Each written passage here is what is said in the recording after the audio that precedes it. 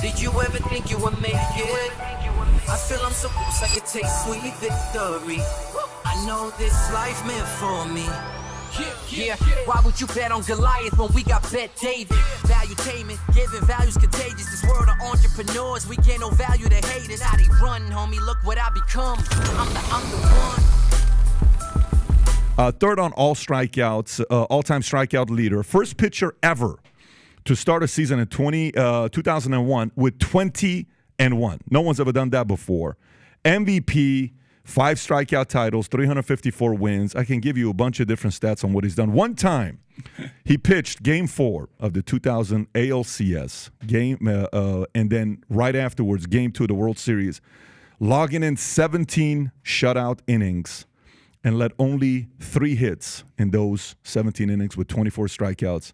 And an expert when it comes down to movies. Give it up to Roger Clemens. How you doing, man? Doing good, guys. I need you as my agent. Let's go. I didn't know some of those right there. That's pretty good. Let's be clear. Roger is more than just a baseball player. Yes. Okay. So we had Antonio Brown wanted us to make sure that the audience knew you're not from Liberty City. You're more than a baseball player.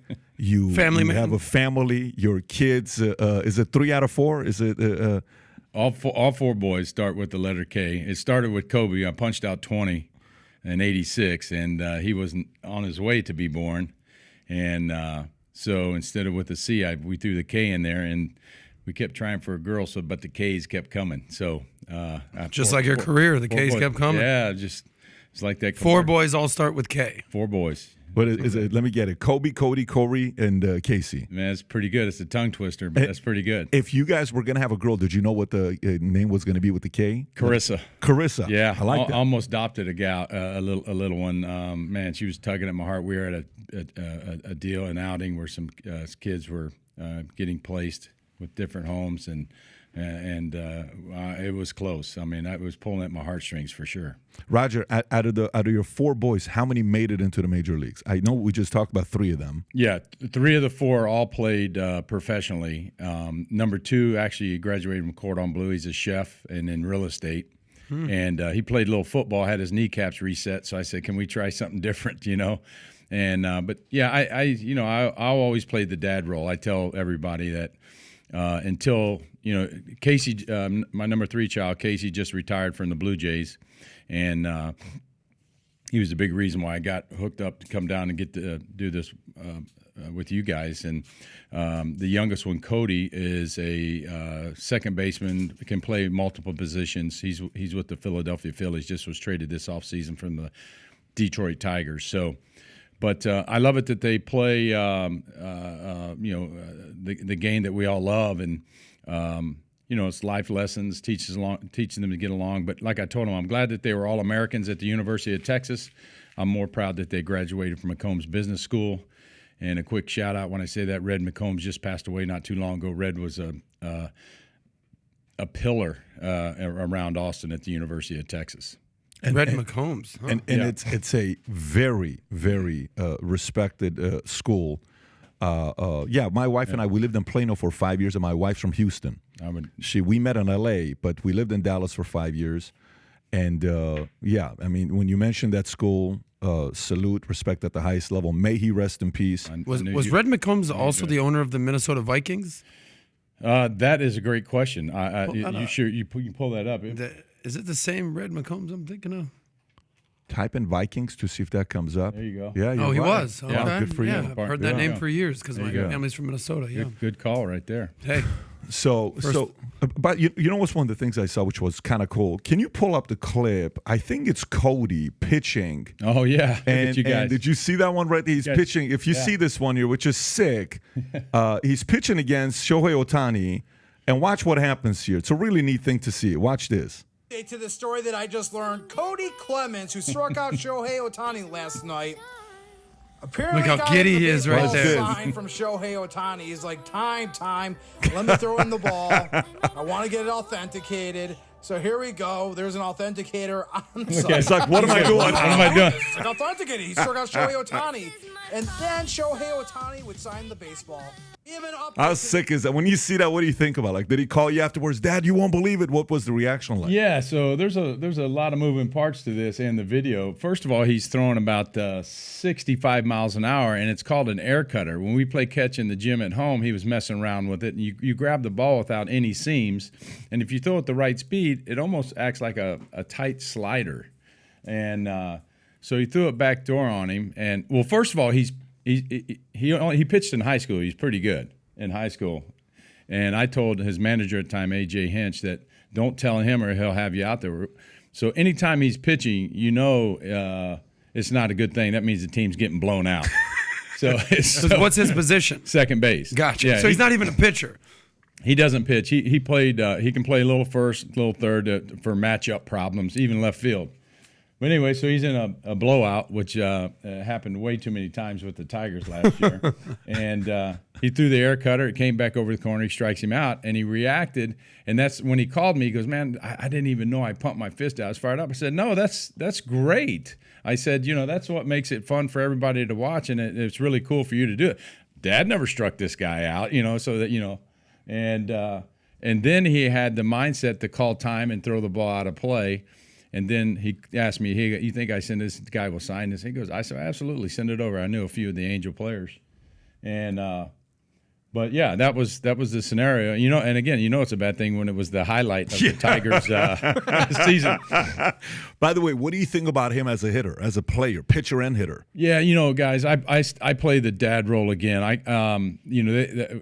The boys always tease me when I start getting into hitting, the philosophy or whatever. And if they ask me a question, they're just like, "Pops, what do you know about hitting? You were just a great bunter. That's all you could do."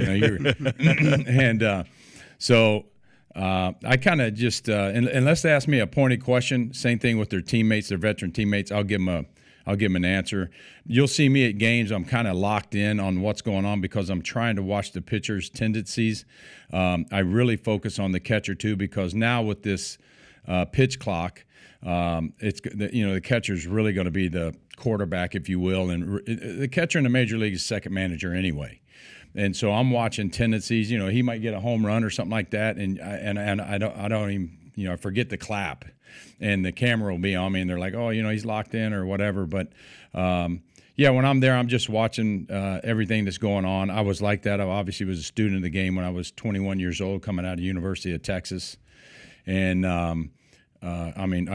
just the other day, I told the guys back in the early 80s, I kept my hitters on 3x5 index cards. Then it went to my BlackBerry. Then it went to my iPhone to the point where I tell my pitching coach in our meetings before the playoffs or a World Series game, we're going over hitters. I'm over there. I'm not texting my friends to come to the game. I'm actually logging stuff that I know. I also kept a book on the umpires. I wanted to know that when an umpire was at this game that, it might be a home game for him and he's left 8 tickets. He wants to look good. And, he might come out to the mound and it was Durwood, whoever, say, "Hey, how's Jennifer doing? How's the family? And thanks, Rock, for asking." He runs back down. You might get that, that borderline call. And it brings a personal element into it. But so all those things matters. You're keeping notes on each player, the umpire, coaches. Like you're just constantly keeping notes. Absolutely. I'm looking at what I'm doing, and then obviously on a game day when you're going out there to see how you feel. I might not have 98 miles an hour that day. My shoulder, I might be a little underwater, as they say, and but I was a power pitcher. I wasn't a thrower. I don't throw, I pitch, and I was afforded the luxury, obviously, being in Texas, getting to know Nolan Ryan and watch Nolan, never teammates. But for, I think, 3 months in Boston during a playoff run, we signed Tom Seaver. And Seaver's the ultimate power pitcher. I mean, I'm watching a guy, I pitched till I was 45, but at that time I was probably 23 years of age in Boston, and I'm watching a 40-plus-year-old man out there. I can hear him grunting in the third, fourth inning, and he's sitting at about 90 miles an hour, and I'm like, okay. And then he got second and third. The game was on the line. Boom. He popped one in there about 94 for a strikeout. I was like, okay. He's got a little left in the tank here. So it was great. And even watching him was one thing, but having the opportunity to sit and keep my mouth shut and learn from, just hear what he had to say.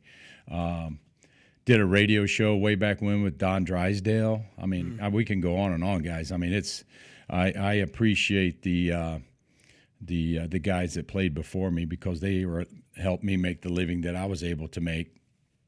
I'm going to see one of my favorites here in a couple hours when I leave you guys, Reggie Jackson. I'm going to be with Reggie. Mr. October. I'm going to be with him this afternoon, and I tell the story famously that he was the guy I wanted to face. I wanted to get to big league as fast as I could. I think I pitched 12 games in the minors.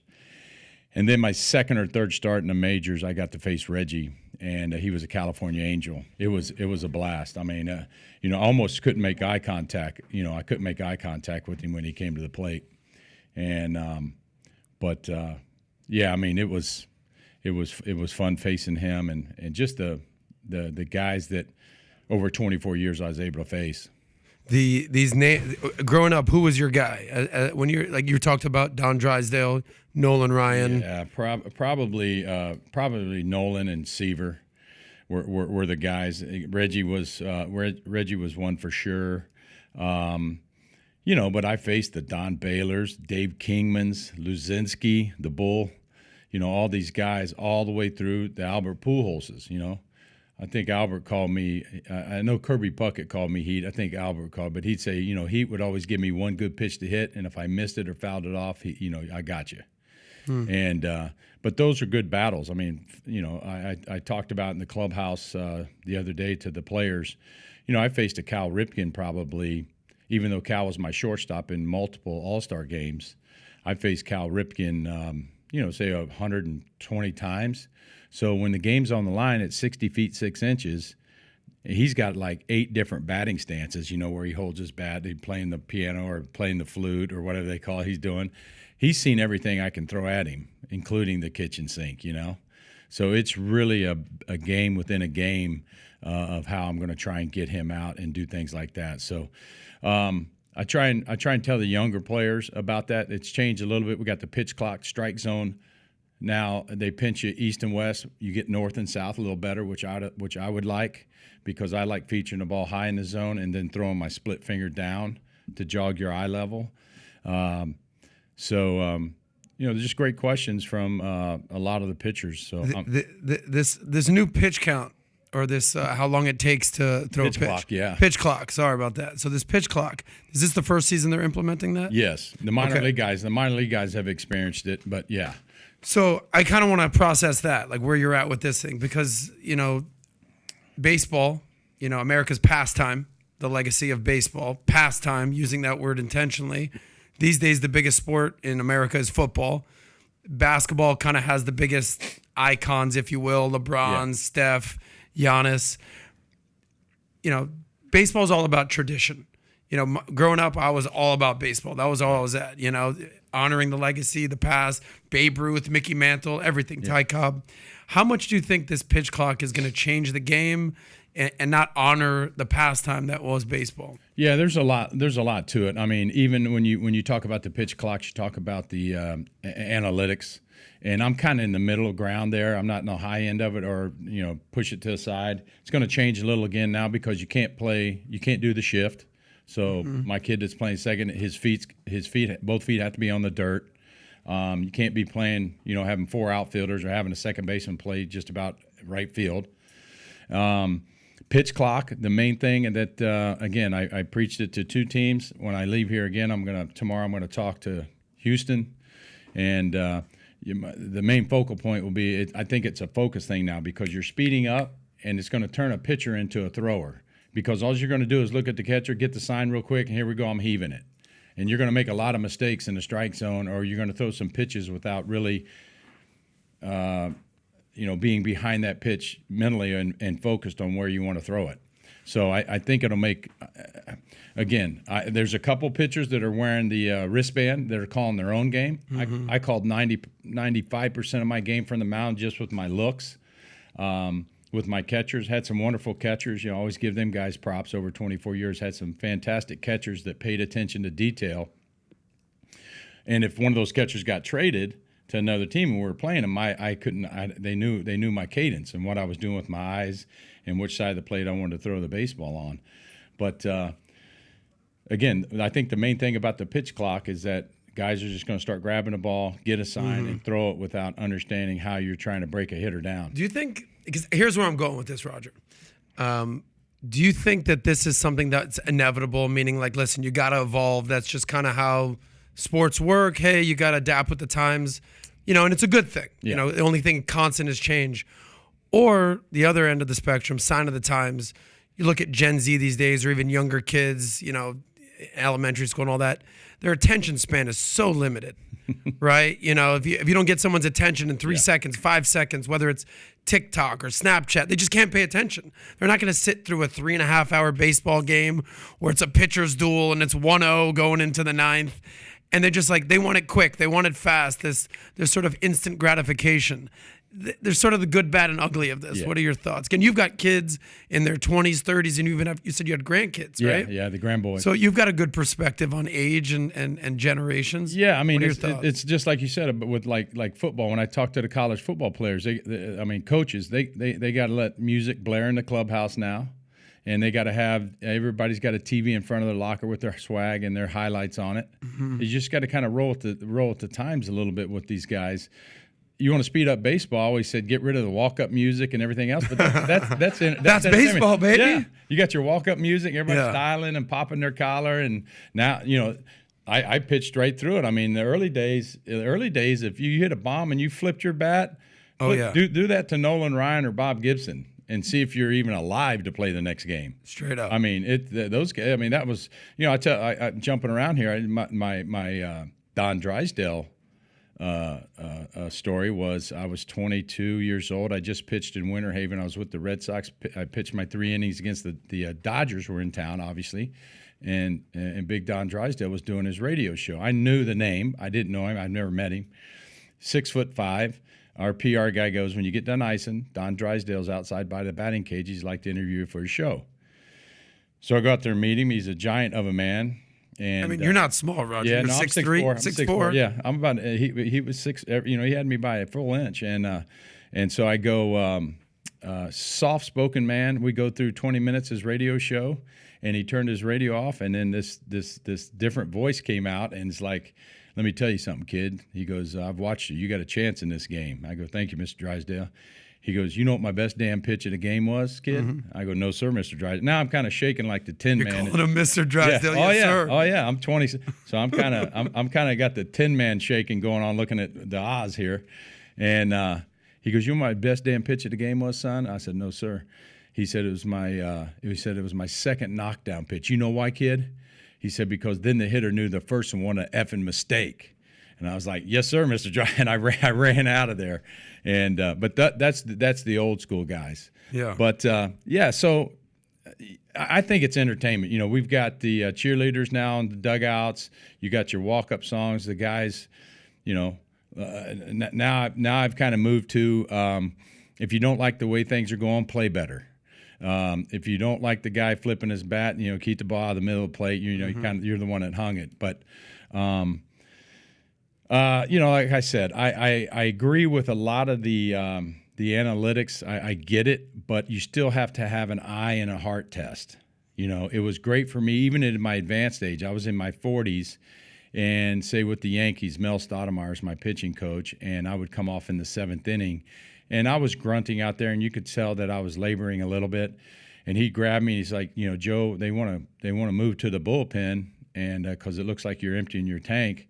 But Mel and I had a little system that now I go one hitter at a time. So I'm going back out for the 8th, knowing that if this guy gets a base hitter, gets on, I'm coming out. So my 8 warm-up pitches are more intense, and now I'm really grinding on it. Now I get him out.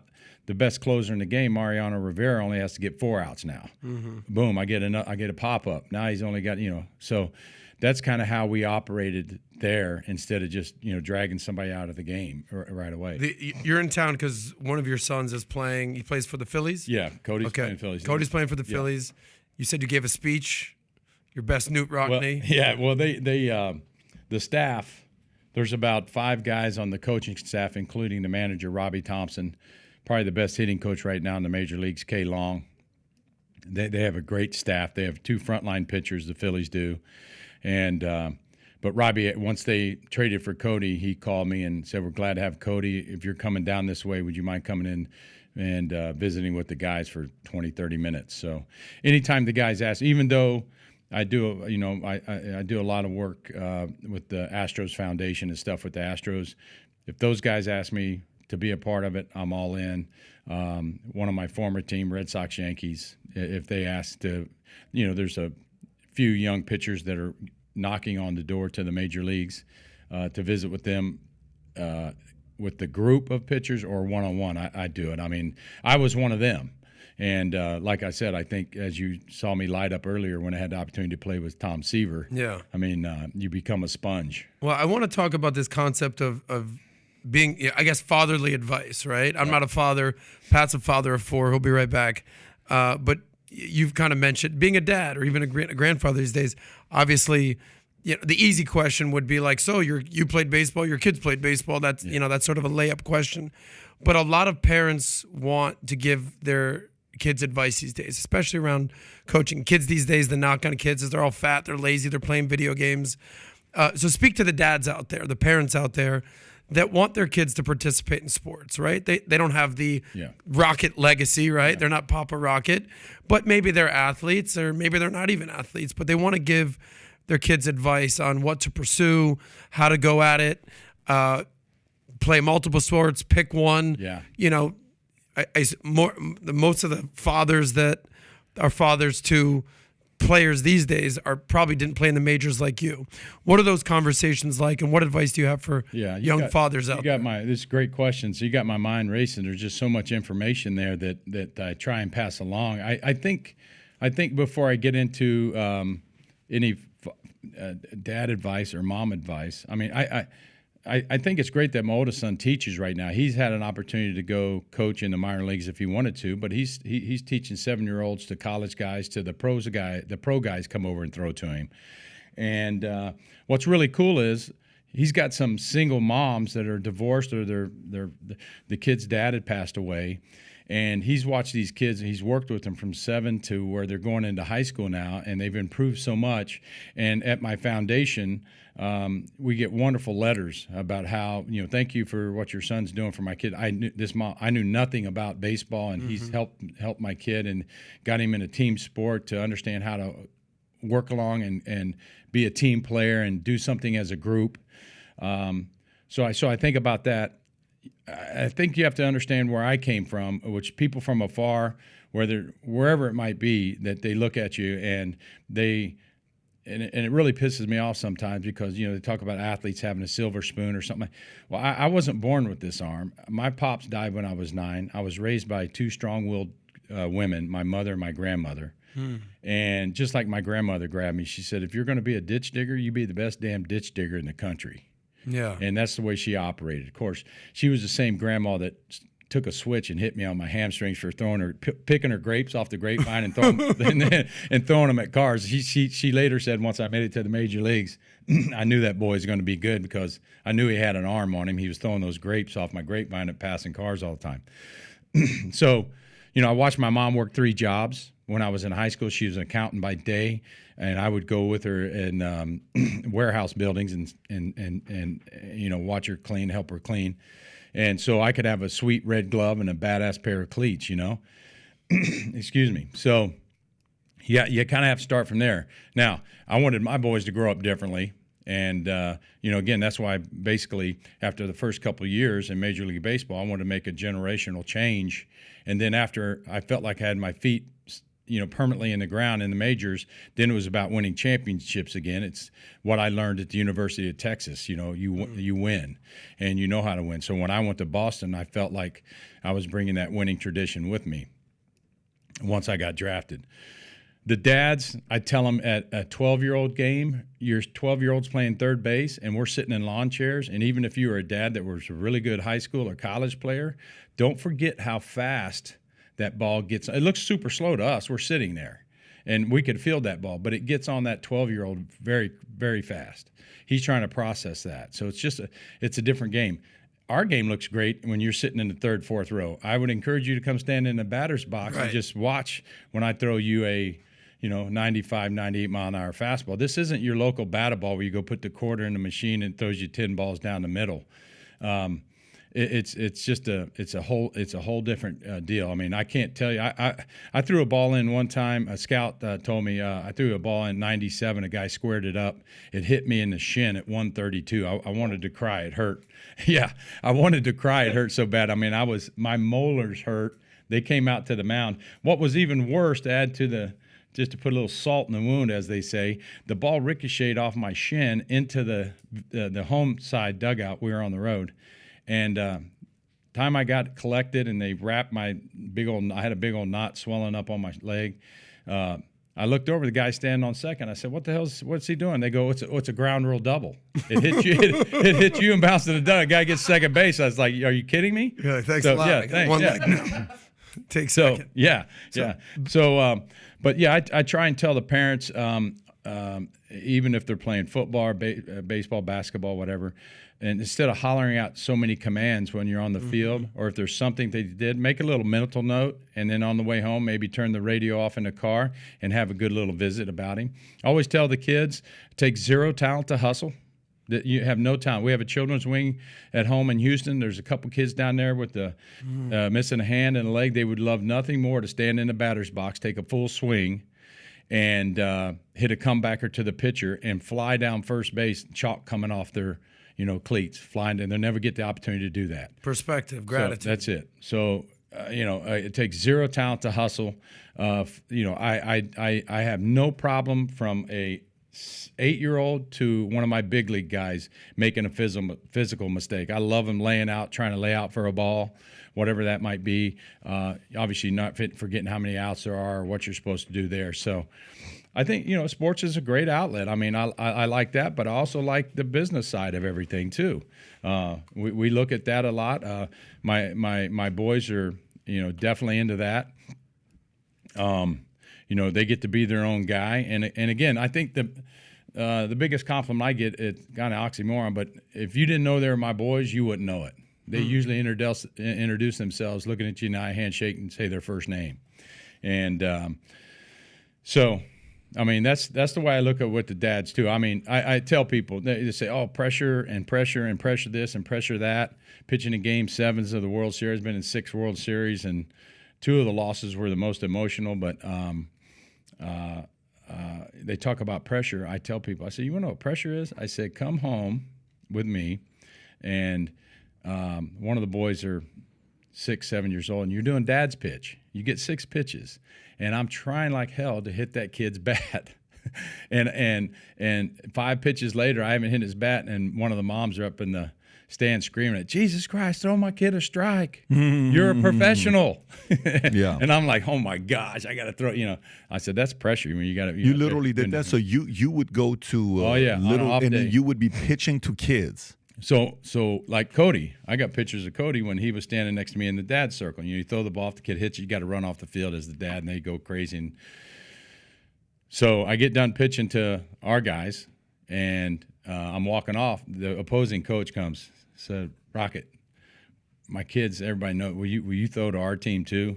I'm like, oh my gosh. How old are the kids, by the way? Probably 6, 7. Okay. Yeah. So you're just beating that little kid right in the chest. You're not supposed to have 12 Toughen up, kid. You're not supposed to have 12 punch outs in dad's pitch. You know what I'm saying?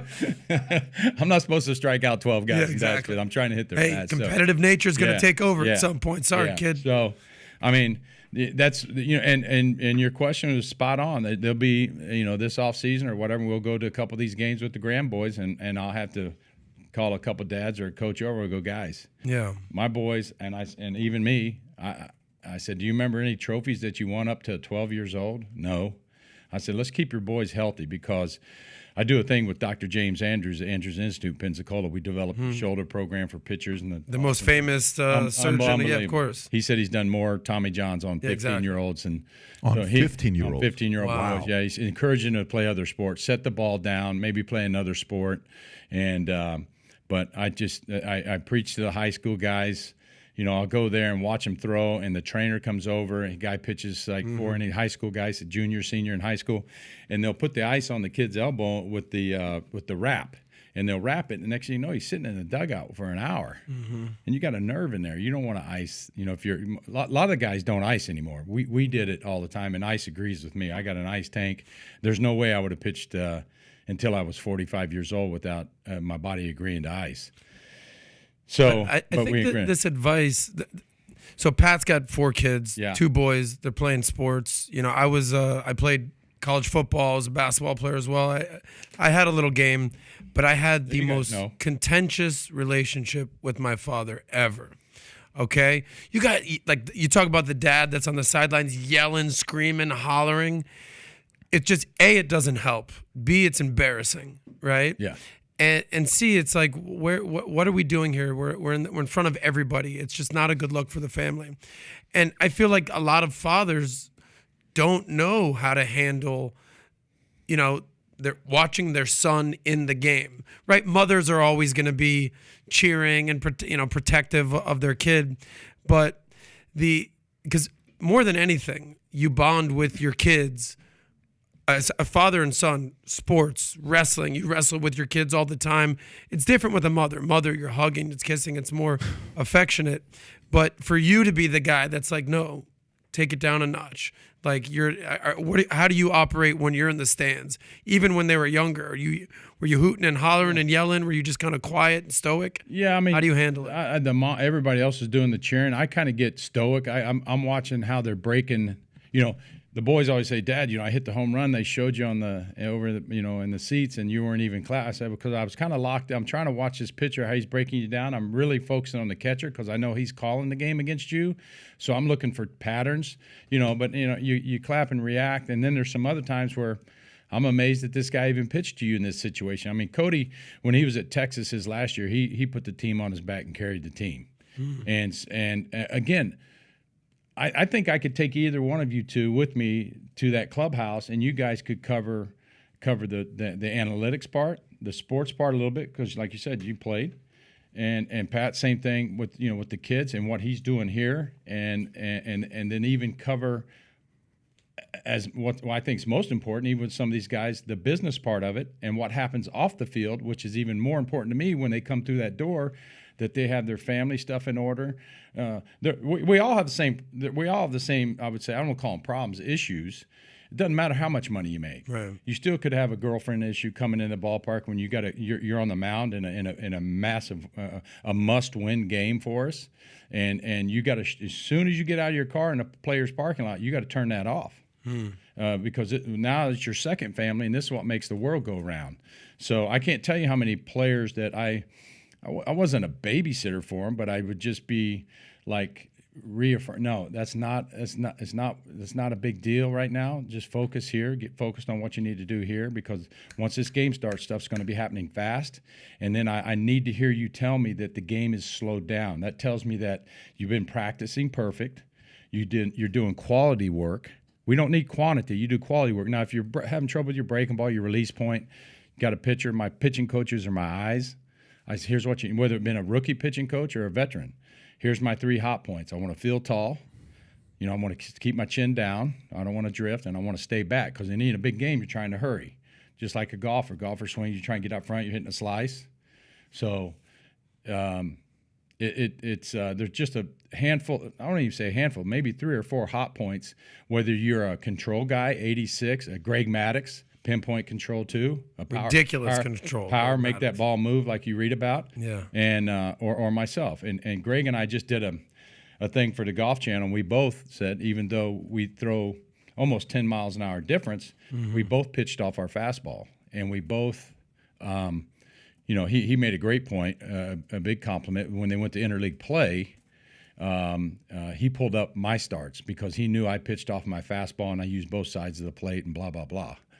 Here's the questions I got. The game. So Anthony Edwards the other day's in the All-Star game, and I don't know if you know who Anthony Edwards is. Stud of a guy in the NBA. The guy's a rock star. I think he plays for the Timberwolves. Yeah, he's Minnesota. a fireball. I mean, he's just an exciting guy to watch. And he says, so what do you think about what's going on with the product of the NBA? And he says, if there's one thing I could change with the NBA is I wish superstars would play every day and they wouldn't take these 2-3 days off, right? And then I saw Barkley yesterday. He's being interviewed by Stephen A. Smith. Not yesterday, probably 2 days ago or 3 days ago. And Stephen A. Smith's talking to him about the future of the NBA, the product, all this stuff. He says, Barkley said, the NBA is about to come up for re-signing their new TV deal. You know, whatever the TV deal they got to get. NFL gets great TV deals, but he's saying, hey, this new TV deal they do, the company's going to be asking and saying, why the hell are we doing TV deals? People are not watching season NBA games because players are taking 2-3 days off and they don't want to work. So to me, the product of the NBA season has become shitty. That's my opinion. And I'm a guy that loves the NBA. I don't even watch season anymore because it's fake to me. We got 7 guys averaging 30 points a game. Annoying. This ain't no real basketball. If you're, the other day, All-Star game, the worst All-Star game of all time. Sacramento Kings were playing the Clippers the other day. The winner won 176-175. That doesn't even make any sense to have a score like that, right? So I think that's hurting the NBA product. Do you think AI and predictive analytics is taking the emotion, fun, complete game, that pride, the shutout concept out of MLB? Do you think AI is kind of getting people to say, well, we're going to have 3 different pitchers today. You're going to pitch 3 innings, you're going to pitch 3 innings, you're going to... So, but that's kind of cool to get that. But, dude, I don't like that as a fan. So you think these guys are no longer thinking about what fills up the seats and what gets people to watch season baseball? Is that a concern of yours? I think you're dead on, Pat. Listen, let's start with the NBA. So you got to understand, when I came up with the Red Sox across the street, I got to go over and watch Larry Bird, and I got to watch McHale and Danny Ainge, and damn. Yeah, some straight. You're talking about your parish. Straight trash talkers, right? And Red's there doing his thing, and on parquet floor. So I was lucky. I actually did a little BS show. I think it was called The Rocket Report. I interviewed Michael Jordan, and I was just with Michael not too long ago at his course, and I just smile and laugh about it that we were so young. But what I'm saying is, you're exactly right. It seems like in the NBA, I mean, if you give an NBA player 2 feet, I'm guarding you from 2 feet. You're making that shot every time, and I've heard the stories too. They go down and. You got your 32? Yeah, I got my 28. Let's play defense the last 5 minutes, see who wins.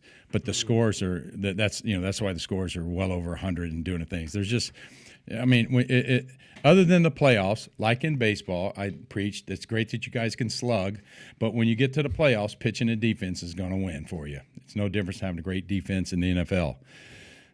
But if I'm giving you this distance from where we sit right here, Pat, I mean, you're scoring. You're gonna score 50, and so again, I don't watch a lot of the NBA. I watch when I know my friends in the NBA are playing. I watch them because we have this same conversation, about what's going on. I have the same conversation with my 30 PGA buddies, and some of them are bitching and moaning that I'm not in the top 30 and they're pissed off. So, well, you play better. And we talked about early, do something about that and play better is what you got to do. So the changes in Major League Baseball, you hit it dead on.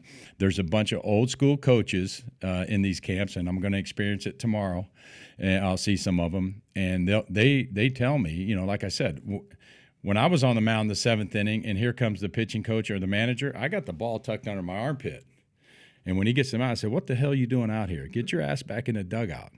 I'm going to finish this game, or I'm going to eat as many outs right now as I can. We talked about it earlier. And there's only 3 or 4, maybe a Schuster. There's a few Verlander. He'll stretch it out now that he's got a new elbow. He's been stretching it out and doing his thing. And but there's a handful of those guys, but you're right. I won't mention the name, but I was in a locker room during the game talking to actually a couple of the analytic guys. The pitcher that pitched that came out after 5 innings. He was done. He was winning the game 3-1. He saw me, you knew I was there to watch too, and he came in like he was exhausted after 5 innings, rips his jersey off and kind of throws it in the laundry basket on the floor. And I was talking. I said, hold on a minute, guys. I go, what are you doing? Oh, I'm done, Mr. Clemens. I'm done. I said, yeah, you want 5 innings? I said, pick that shit up. There's no way it's dirty and hang it back in your locker. There's no way. There's no way I that dirty. love that. Yeah, I said, love pick that shit up. Yeah. And he started to. I go, no, I'm just kidding. I wasn't, but I said, no, I'm just messing with you. So, but yeah. So I mean, they're doing some things where they call them openers. You know, they're bringing in the long man first, and then they're going that way too. So. I get that you protect. They watched me early in my 20s, still at about 115, 120 pitches. When I got in my 40s, they kept an eye on me in August because we were going to the playoffs, so they wanted me fresh in October. A lot of times, if I was the game 1 or game 7, I was always game 3 swing because that's a big momentum. You go down 2. A lot of times I was pitching where we were down 0-2, and I couldn't have a hiccup when I went out there. This was, a must-win is a must-win. One of the biggest ones was Game 3 in 2001 when President Bush came out throughout the first pitch, threw a perfect strike. And he actually came in with his bulletproof vest in New York. We're playing the Arizona Diamondbacks, and we're down 2-0. And Mr. Steinbrenner had brought back all the police officers and firefighters and people that lost their loved ones. It was probably one of the most emotional games I had to pitch because when I busted out of the locker room in Old Yankee Stadium, I turn right and go about 20 yards to go to the weight room to do my cuff work and get loose. I don't like running in front of the fans and stuff. I'll get on a treadmill and get on my pre. So when I go out there, I'm hot, and here we go. And I busted out of the clubhouse door, and like I had some men and women, some firemen just hugging me, and Man, I was like, this is a month after 9/11, not even, right? So I was supposed to pitch this, and I'll tell you guys this while I'm on the topic and I'm thinking about it. I played 24 years. I tell people I consider myself a great team player. It pales to the trip that I did. So I was supposed to pitch 9/11. I was a New York Yankee going against my former team, the Red Sox. So everybody and their mother were in town. I was going for my 20th win. I usually try and sleep to about 8:30 on game day. We get in about 1 after night game, whatever, from the Yankee Stadium. My buddy was only 2 floors. We got an overlook floor that upstairs I put turf in that you can kind of look out the city, real pretty, 9 miles from World Trade. Banging my door down about 8:05. And I'm like, man, what's up? Something happened to World Trade. So out our bay window up there on the 25th floor, I always see 4-seat airplanes going down the Hudson. So I thought it was a mishap with one of the planes that go down tour the Statue of Liberty. He goes, no, it's bigger than that. So we run up. We could hear and feel the second plane. Go back down, turn on the tube, see all hell's breaking loose. Doorman's at my place, says, you guys need to, they're going to shut down bridges. You need to get out of here. So we went to my buddy's place. We loaded everybody up. My wife was there, had a bunch of girlfriends there. We had other friends we called. People were all in town to watch my 20th. And we busted out of there. Fast forward, we all know what happened, what happened in our lives and how our world changed. General Myers, our 4-star general at the time, went to high school with my agents. He called and said, would Rocket go to the Middle East to see our men and women? And I said, we called Drew Carey, the comedian. Drew went with us, told some jokes. 7 days, a booklet about the size of my iPhone cover, military time. We lost one person when we were over there. It's really the only time I saw General Myers get upset. They dressed him down until the media knew that we went into Afghanistan to a base they just bombed. But anyway, I met, again, so if anybody, I had 5 uncles that served. I lost my oldest brother. He served in Vietnam. And so anytime, just like I led off with this speech in front of the guys because the Phillies actually have 1 or 2 guys that had served. And now they're trying to pick up their baseball career. I mean, back in the day, Ted Williams and all these guys. It was a normal thing back then, but yeah, World War II, yeah. Of course. So anyway, it was an unbelievable trip. I saw people that again make me feel comfortable on center stage in front of 55,000 people to be able to do my job. That night that President Bush threw out that first pitch, I was in the bullpen with Mel Stoudemire, my pitching coach. We turned around, we're the silhouettes. You could see about 14, 15 sharpshooters on top of the stadium. Damn. And it was and it lit up like a Christmas tree. He threw a beautiful strike. the two stories you guys you may have heard them already. I'll tell you the two funny things. I'll regress here in a minute, but I knew we were really close with 41. I knew 43, but not as well as I did. We even called him Gampy. That's why he called the grandkids Gampy. Anytime I went to Kenny Bunkport, we got to throw horseshoes. I got the damn horseshoe pit in my house because of him. He sent over a 30-page fax on how to mix the clay with the sand. I mean, he's serious about his HW. Yeah, he's serious. 43, he's got the bulletproof vest under his deal. He wants to throw. I said, Mr. President, you're going to have to go out the door, go to the right about 100 yards. It's, old Yankee Stadium. We got ghosts running around in that place, right? And the batting cage is all the way down there. I said, Posada and Jeter and a couple of guys probably down there doing their tee work or whatever they're doing to get ready, so you'll see them. He says, great. So he goes down there and those 5 or 10 warm-up pitches, realizes he can do it. And then I wasn't there. This is the word I got, and I think it was on a documentary. But he, on his way out the door with all the Secret Service, he stops. He sees Derek, shakes his hand. He says, Derek, he goes, any pointers? And Derek goes, well, Mr. President, yeah, you can't throw from the grass, not the dirt. You got to get up, where rock is at on the rubber, and you got to let it fly from there. Mm-hmm. Oh, hell, I can handle that. No problem. I can do that. And then he says, anything else? He goes, yeah. He goes, this is New York, Mr. President, and if you bounce it, they will boo your ass. And so he goes, oh, now I'm nervous. Yeah. So he told that one. I'll go back to my trip to the Middle East. This is what they all – now, again, I'm 6'4". They had 2 Marines as my bodyguards, and they were both 6'6". I look like no offense to punters in the NFL, but I look like a punter standing next to these guys. And so they had me covered. They said, when we tell you, when you jump in the crowd and you're signing for all our military guys, I'm going to whisper in your ear, you got 2 minutes to get to the chase vehicle. You got to get to the chase vehicle. No problem. And they both, so when I got to, we actually flew over on Air Force 2. Then when we got to Shannon, Ireland, we jumped on, they put me on a C-17 transport plane with 25 of the baddest ass Marines you've ever seen in your life. And these guys were getting on me because I had a second suitcase. I was like a chick. I brought, my clothes, and I had a second suitcase. Pack light, buddy. Pack light. No, they're on me. So I told them I'm pretty finicky about what I eat. Plus, I got to be careful with seafood. With iodine in it, man, I look like Rocky Balboa within cut me Mick. And but in this second suitcase, I had nothing but oatmeal, Cliff Bar. I had powder and granola and everything because the 2 times I pitched for Team USA, jumping here getting long-winded on y'all, but playing for Team USA, I went over there and a couple guys got food poisoning. We had to send them back, and I found like a Chef Boyardee for 2 weeks. I found like a Chef Boyardee spaghetti and a Diet Coke, and I lived off that for 8 days over there during that USA game. So I was being careful. I'm not going to go over and get sick. And so I got all this stuff, and they were bitching and moaning me about it. But I was teasing my agent before I went. I said, hey, I'm taking this extra suitcase full of stuff because I'm not going to get over there and, eat a camel or something. Just messing with me. Funny, isn't it? Funny. So day 6, we're at this Princess thing in Kuwait City. They cook 2 lambs in the ground. They bring them out. Now, I sat at a table with some of the guys I've gotten to know. I didn't want to sit at the head table with all their people and everything that was going on. But General Myers is up there and everybody else, and they go, you're up here, you're sitting front and center with us.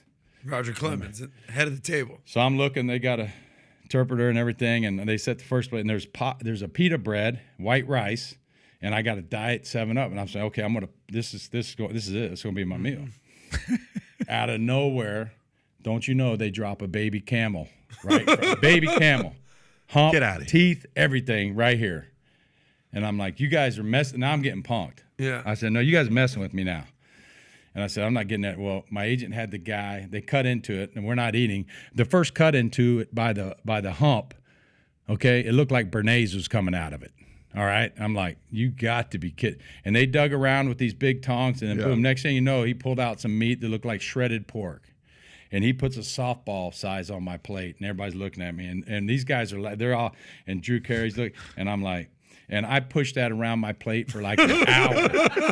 An hour. I mean, I didn't care if we started a world war or something, So And then Drew's girlfriend at the time, she was dipping into my stuff, and I was like, "Yeah, y'all are bitching, getting on my ass for bringing this." And now, you want my oatmeal. Yeah, now you want my oatmeal. So anyway, that's my. But anyway, if anybody out there, and you guys know, if you served or anybody has served, I friggin' tip my hat to you and say thank you. It doesn't go unnoticed. We do a help and a hero deal where. We're building 100 homes for our military men and women that served for us and gave the ultimate sacrifice. And we got Johnny Morris from Bass Pro. He's playing a big role in this for us. So again, I thank you guys. Now, what a great story. By the way, I watched that thing on. I'm sure you saw Jeter's Captain documentary. I thought it was really good, Yeah. and there was a whole section with you in it. Oh, yeah. The whole 9/11 Yeah. George Bush. That was interesting Yeah. to watch that. Obviously, you forget sports. If you're a fan of the sports, like we are, you look at it from our lens. Your lens is different than our lens. We're watching you, but when you saw that, you're like, I totally forgot. Can you show the first pitch when he threw President Bush's first pitch right there? Yeah, take a look at this. An absolute perfect strike. He's got a bulletproof vest on underneath this jacket. Let the audio. That's let a the strike. audio. Let's hear the audio.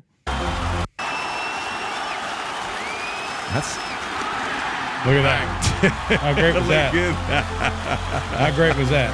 So I'm out in the bullpen right there and watching it. That stadium lit up like a Christmas tree.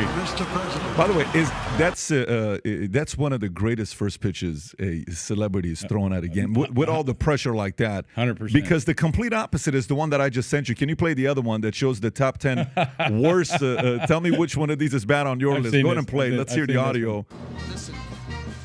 I think one of the girls was a gymnast and did like a cartwheel or did something. you see that? So this is who? Carl Lewis? Yeah, I can't see who it is. Yeah. All right, let's see how Carl Lewis Watch does this. here. Watch this. Stick to running, buddy. How does that happen? You're the greatest athlete. Who else? Oh, this is a good one here. I know what's happening here. Oh, beautiful pitch.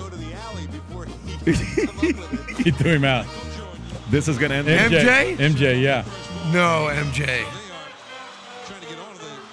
At the Cubbies? By the way, you would have thought Michael would have thrown like a perfect, because he course. played baseball.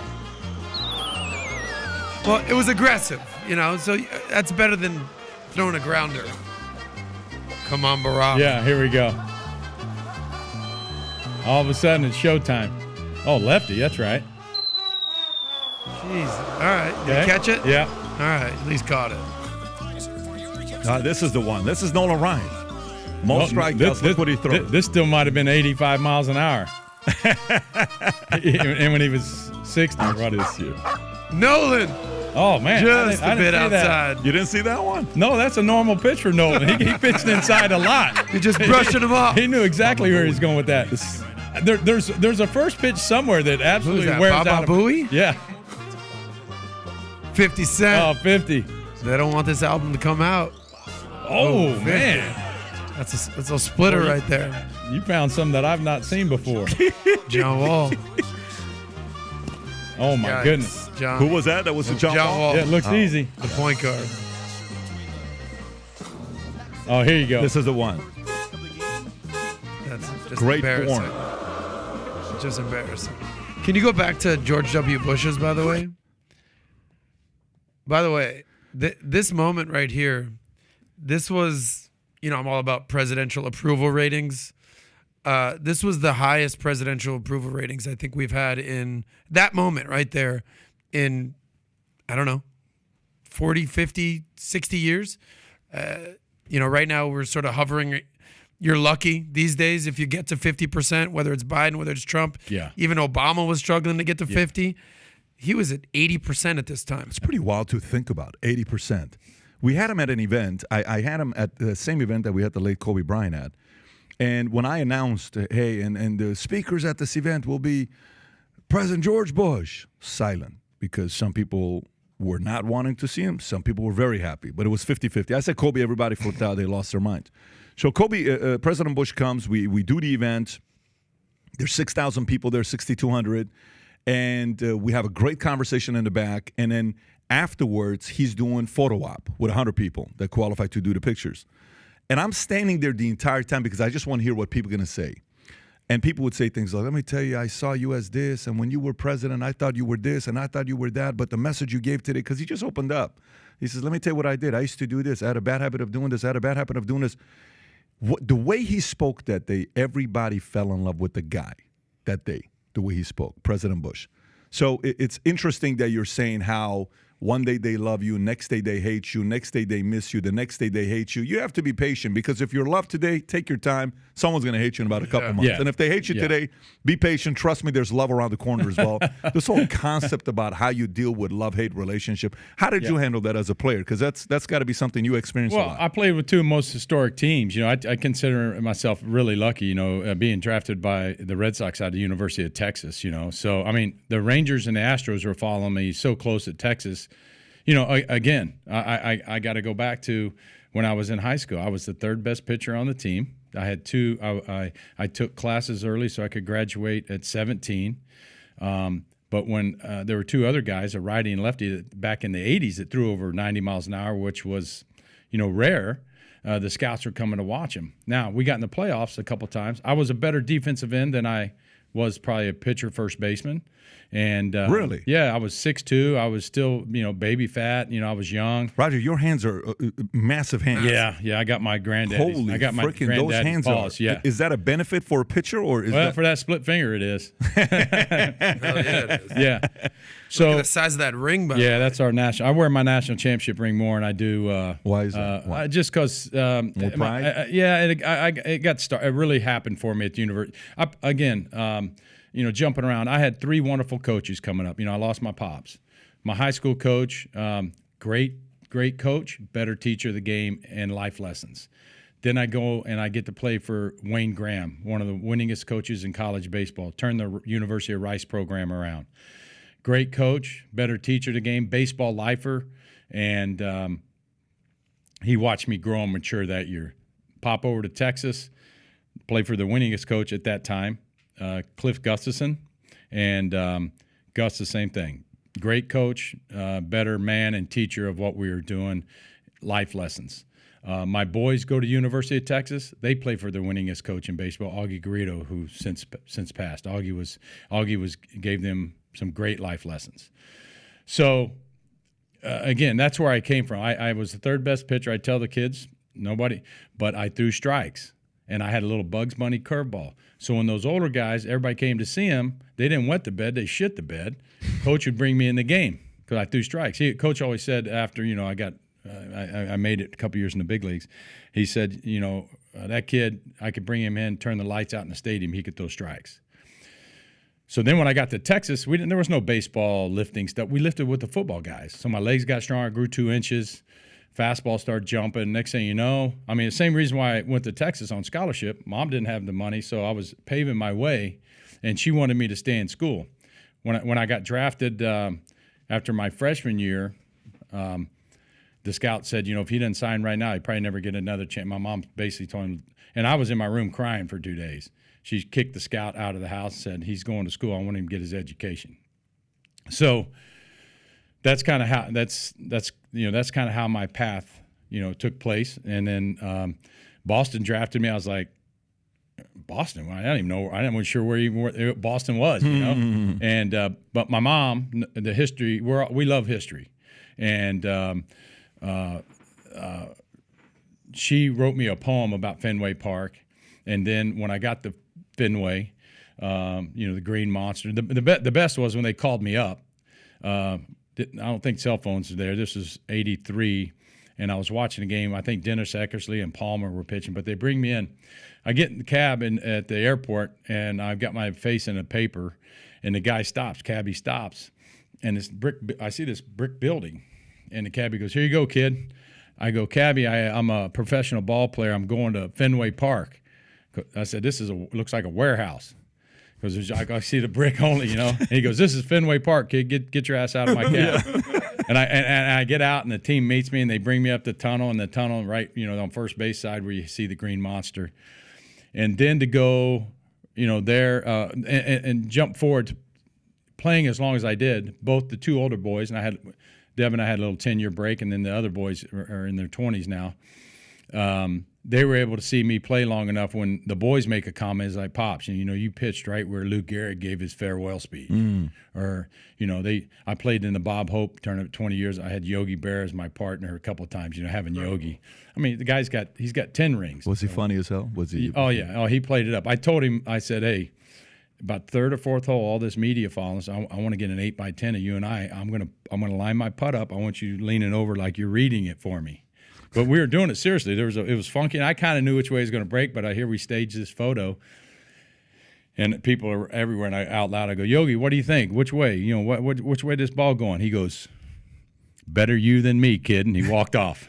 And he was he was. I always told Yogi that the two catchers I wish I would have thrown to were Yogi and Johnny Bench.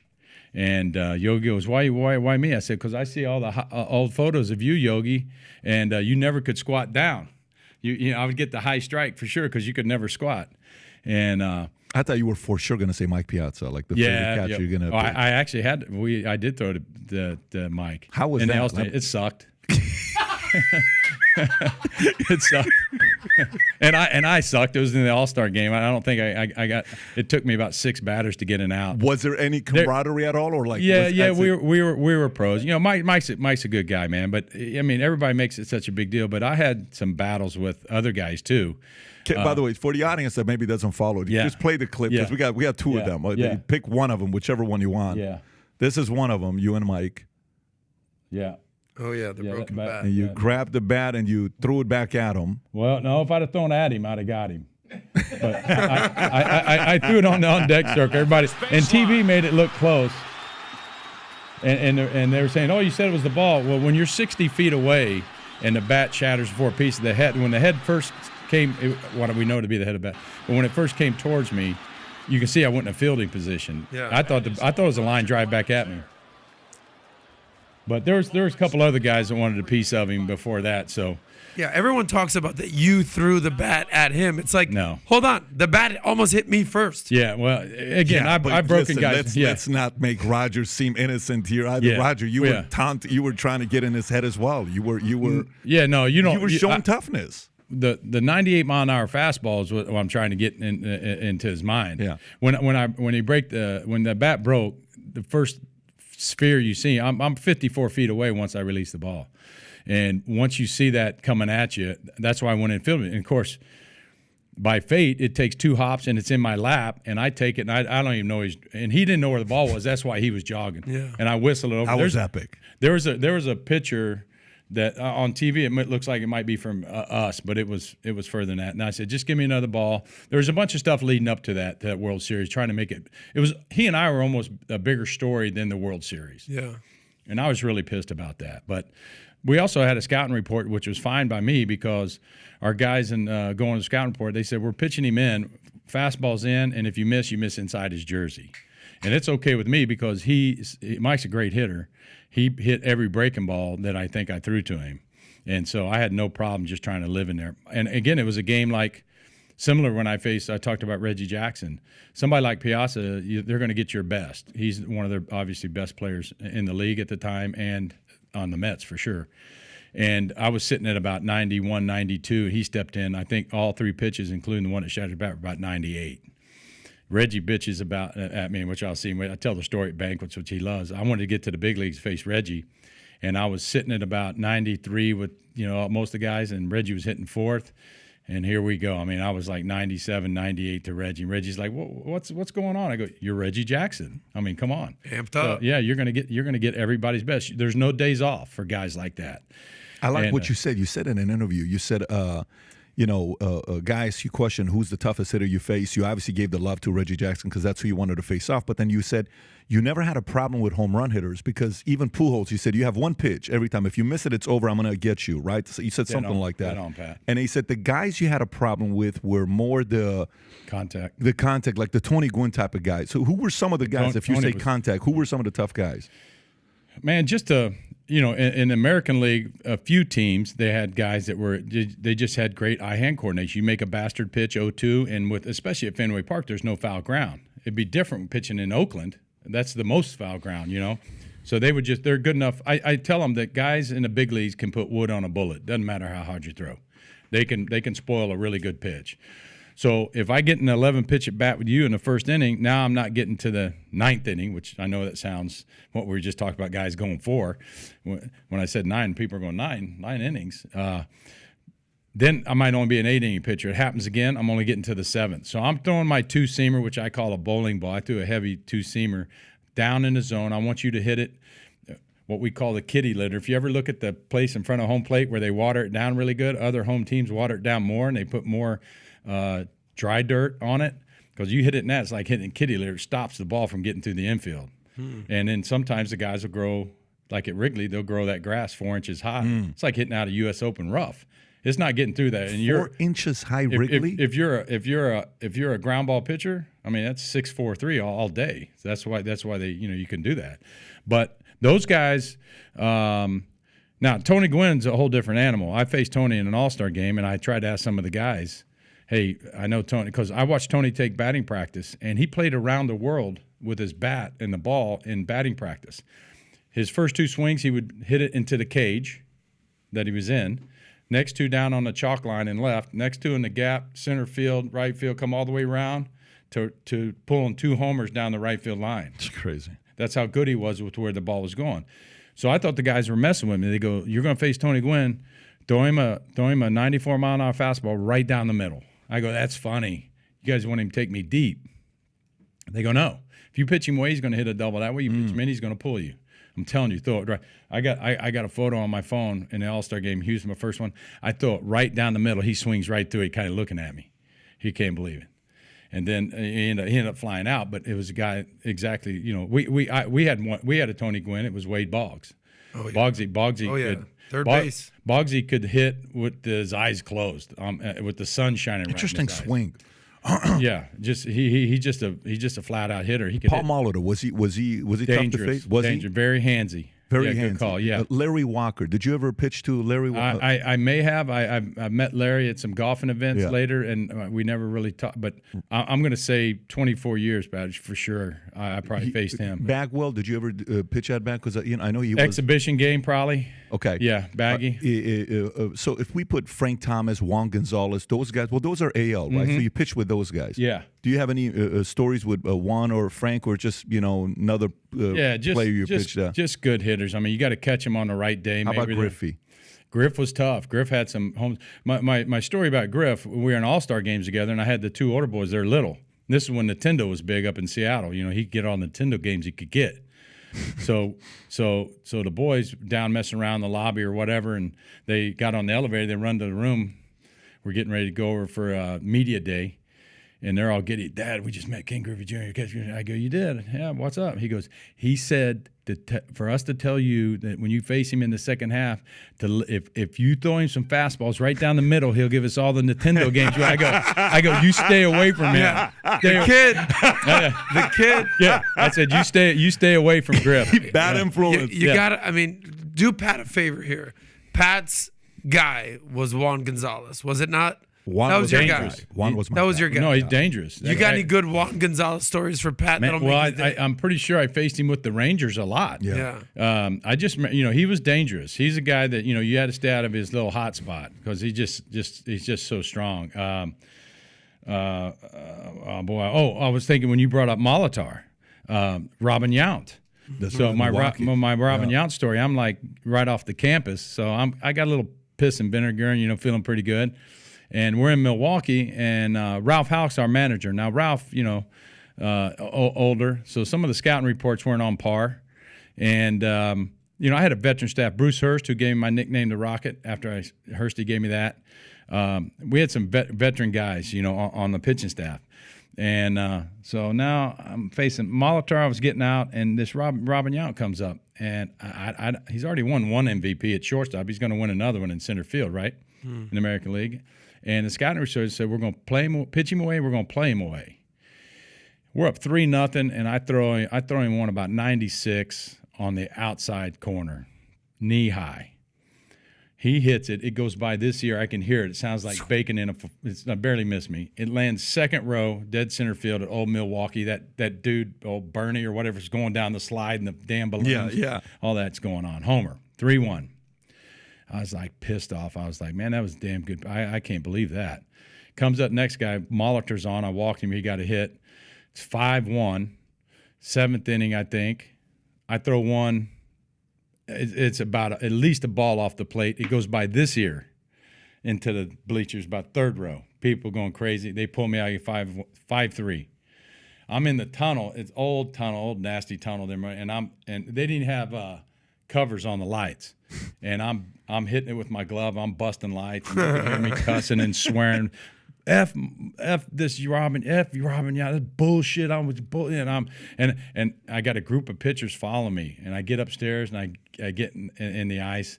And this is again, no, I don't think cell phones are and if you called the clubhouse, you had to go through the operator at the main stadium, and then she would patch you into the visiting clubhouse.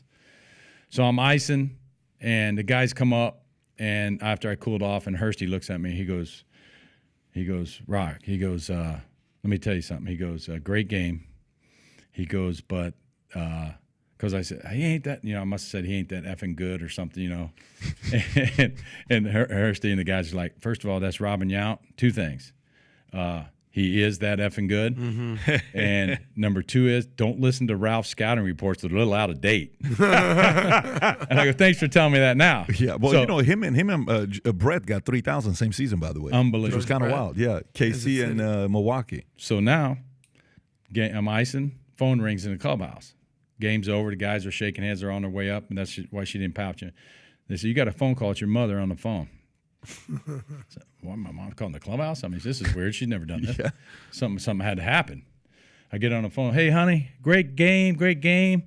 And this and that. She goes, hey, before you get out of the Milwaukee, will you get Robin Yount's autograph for me? Because he owns you. Oh, man. Mom. She wanted me to get his autograph because he owns me. What a mom! Yeah, I said, are you serious? You're calling because she goes, yeah, because I know if I didn't call, you wouldn't get it. But he's a good player. Wow, and he owns you. It's crazy. By the way, was she like that? Was she at the? Oh yeah, but I met her. We had to do a national deal for Mother's Day, and I had tried and get back at her a couple times. By the way, I want to show you guys a guy. A first pitch. We haven't given him enough credit. So, do you remember when you guys would do the Red River Classic? Oh, gosh. I sponsored it. We were the main sponsor in 2019, and I was the first pitch. And I want to brag about my first pitch, so I want you to judge my pitch here. Watch this. Yeah, you're there, by the way. Watch this here. Go ahead. How did I not know this? This is how I get picked up.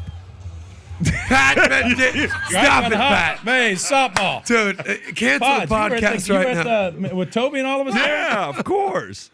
I had a good time with you guys. What was going on there? I don't know. Maybe we had like 50 people there from our guys. Our headquarters like 10 miles away. By the way, beautiful stadium. Yeah, Frisco, man. Yeah, we brought the kids. It was fun. I love the city.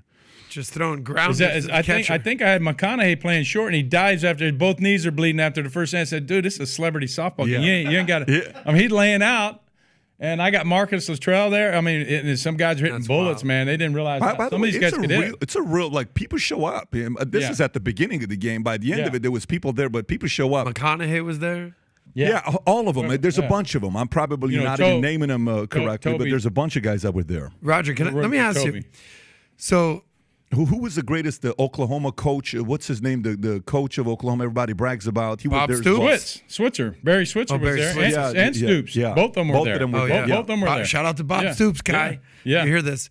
Roger, I want to ask you about like a pinch me moment. So, you're throwing all these names out there. Yeah. So I don't know if you've got a major pinch me moment. For me, I interviewed Vince Vaughn one time randomly. Nice. I love Vince Vaughn. Are you freaking kidding me? So Funniest you're guy. throwing out names that Funniest you've met. You interviewed Michael Jordan. You're hanging out with Larry Bird, Yogi Berra, all the names of names. What's your greatest pinch me moment that you're like, I can't believe this is I real? love doing this with y'all right here. I mean, this is fun. And like I said, I should have kept a journal. My mom said to do it, but if I'd have kept one, I'd have probably been a 2-year player and out. Had nothing to big in history. Obviously, being in Boston, I met the Kennedys and just so many cool guys. I mean, they meet you. Like I tell guys, they're like, hey, on the mound. I go, that's my job. I was brought up that way. I take it very seriously. Like I said, I changed. When I did it again, I jumping around here with these questions, but my sisters always remind me of the 2 days my mom sat at the kitchen table with her hand when our electricity got turned off. So come on, guys. So that's why it chaps me. You silver $1 million? No. Do your homework. Okay. I said, it might have happened to for some, but I didn't have a car in high school. I ran with my backpack from my high school to our town home. And but to be able to meet some of these people and they see you and hey man, you're funny. They see me DJing. I go, that's stuff I love to do. I'm pitching, I love it. But again, it was about winning because I'm wearing a city on my chest. I want to perform. You guys come get a dog and take right from work, get your beer and a dog. There's nothing worse than driving home after I've laid an egg. I get knocked out in the third inning. I hate it.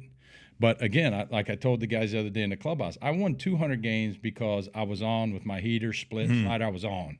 You had no chance. The games that I got out of second and third, bases loaded, and my catchers are like, after the game, like, I have no idea how we did that. We won 5-4. But that's what they pay you to do. They pay you to pitch. I know going to the bar. When I wake up, I go through the lineup, taking my shower. I go through the lineup. Where you guys prepare. I mean, this is fun for me because you guys are bringing stuff on me that I forgot about. Mm-hmm. So it makes it fun for me. Now, I wash my hair. I'm going through the lineup. I know when I get to the stadium in that game, I'm going to have second and third and one out. Somewhere in that game, I'm going to have to get out of it to win the game. And so it's your mindset. I go through progressions. Like I said, physically I got you. All the laps I ran on backfields that nobody saw. All the fielding. I told the guys, again, in the clubhouse, I'll tell you guys, I said, you know what your strengths are. You polish those. But you friggin' know what your weaknesses are.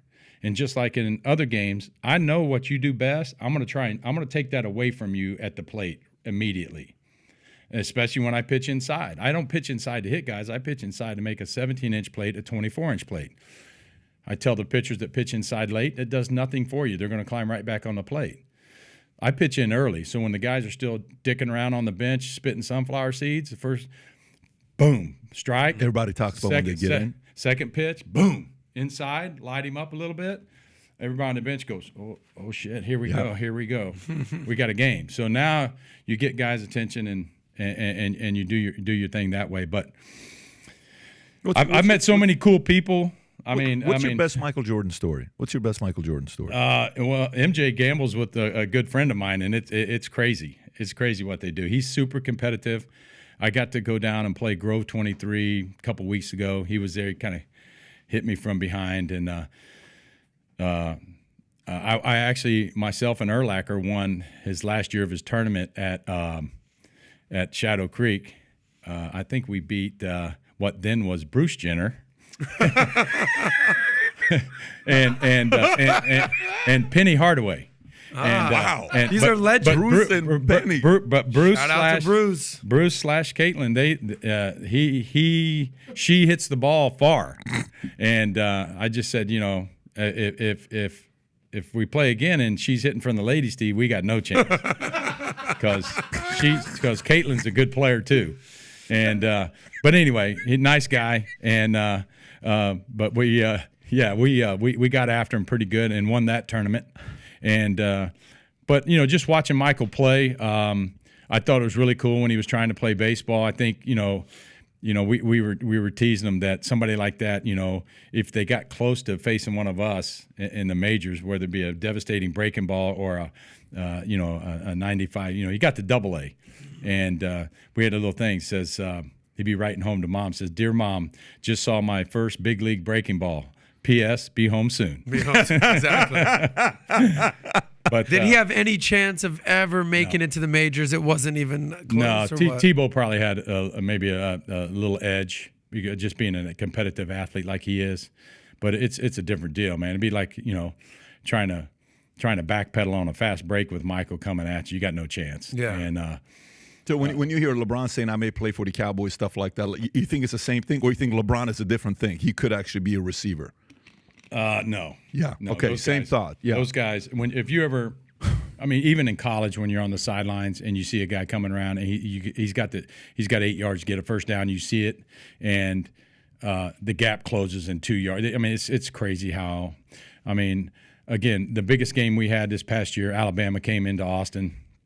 And first time I met Sark, I mean, he'd been the man, but it was really cool. He said hello to all of his coaches. Then he came down, he saw me and gave me a hug. He's a huge Red Sox guy. And to see, I guess the question will be the following. So what do you say about guys like Brian Jordan, Dion, Bo, those three guys? Because they played. They played. It'd be like, it'd be like the guys that are trying to go on the buy.com tour and golf too. I mean, it's a different level. I played with guys that are in the top 10 at the time, in the 80s and 90s even. And there's a difference between the 11th ranked player in the world and the top 5. There's a difference in what they're doing. Now, it might be the mental part of it, like I was alluding to earlier. Physically, I got you. I'm on the backfield. I know my fielding isn't great, but I got guys hitting me fungos while everybody else is leaving the stadium, and I'm taking 75 comebackers and throwing them and whistling to third, doing whatever, and then I become an above average fielder. So when we get to playoff time, somebody's going to lay down a bunt in a crucial spot. I got to get my ass on it and get the guy at third. I'm ready for that. And the second phase is the mental part of the game, which I think is the biggest thing. Mentally, I'm fucking going to kill you. I got you. Okay. You believe that and you know that. 100%. If you make eye contact, I want you to make eye contact with me to come to the plate. But that's just the old school guys, where I learned, like I said, the Don Drysdale interview. What does the eye contact do to the Well, hitter? I'm just eyeballing him just a little bit and just trying to stay locked in, really. And then after that, once he stands in the box, I don't care if it's a rookie or Albert Pujols. I'm not really. I know where your hot spots are, but I'm not. I'm not focused on that. I'm focused on what I'm doing. Yeah. And then emotions come into play. Now, in 24 years, I showed my backside a few times, but I care. That's what I said. I got that from my mom, my grandma. I care about my work. Everybody started doing this with their gloves, right? Where they're hiding it. Sometimes I got in a little argument with a couple guys and few what's my T-shirt say? I love Jesus, but I do swear a little. So I would put my glove up and to hide that. But that was because of my mom. Like, we were on national TV, and I got into a little swearing contest with some guy. And after the game, Mom called again. She says, "Honey, can you your brothers and sisters are watching. Can you put your glove up in front of your face?" So I think that's where it all starts coming from. And it's good that she's not saying don't do it. She's just saying just cover it up. Just cover it up. Yeah. So she was I mean, I had to pitch the night we lost her. I was in Austin. She passed away in Austin, and I had to pitch that night. And I knew she would want me to pitch. Tribute to Mom. Her favorite movie was Field of Dreams. So when I went to Louisville Slugger, I was able to obtain Shoeless Joe bat from that movie, and so that was pretty cool. I mean, it was part of it. But anyway, that's the transitions I go through, and emotions. I'll play on emotions. Grandma being sick, Mom passing, to try and elevate my game a little bit. Whose favorite movie was Field of Dreams? Was your mom? My mom. Yeah. I got to tell you, I love Field of Dreams, Kevin Costner, and all those movies. It was even Robin Hood back in the day, Dances with Wolves. But if you don't cry when at the end of the movie he plays catch with his dad, who comes back to life, I mean, like, you got nothing left. Like, big time. By the way, best baseball movies ever. You got Major League, you got The Sandlot, you've got Field of Dreams. The Natural, Moneyball. Even I know you've interviewed Billy Beane Rookie multiple times. I love Moneyball. 42 recently, Jackie Robinson. What was it? Major League. What was the best line? I'm trying to think because now they're running together. But Robert Wall, who Robert considers him. I did. Who one was the agent, right? He's my Hollywood agent. So I was on Arliss like 3 times. Arliss was my guy for. I played like a old Christy Matheson 1916 Philadelphia A's, whatever it was, but Robert was in there with me, and it was the only baseball scene with Tommy Lee Jones called Cobb. Yeah. And kind of dark, but it was the only baseball season. But what was it? We're talking about the movie. So it's a shower scene. The manager is screaming at the guys, "Get everybody in the shower. Get there. You got a minute to get in there," and they're counting. And they were all in the shower. Robert's there as the pitching coach, and the manager's airing their ass out. And he goes, "So whatever his name was, the pitching coach." He goes, "So and so, what's our record?" He goes to the manager. He goes, 8-16, coach. He goes, 8-16. He goes, how the hell did we win 8 games? Major League. Yeah, Major League. I think it's so that was That coach, by the way, where he's just like, every time I come in here, you're bitching about something. Yeah. It's an arm thing or it's a leg thing. It's got to be. Well, that's where I got my jersey, lollygaggers. Yeah, You lollygagging lollygaggers? in the infield. That's where I got it. Lollygagging in the I infield. Love have that coach. I have a jersey when I DJ sometimes, lollygag. so Yeah. is that your favorite? Would you say that's it? yeah, probably. I mean, there's So some good. there's some good ones. Yeah, I got a couple other questions here for you. they're filming that in Milwaukee, by the way. The one It on was the top supposed to- right? supposed to look like Cleveland. Oh, I'm pretty wow. sure they did that in Milwaukee County Stadium. Speaking of Milwaukee, just late breaking news. Robin Yount is on the phone here. He wants to have a conversation with you. Yeah. But you know, you said something. You said when you're up there, you know, physically I got you. Mentally I'm locked in. Just make eye contact. I got it. Then it's emotional, like those three. Sometimes my back, got it. All that stuff you're talking about, physical, mental, emotional, fine.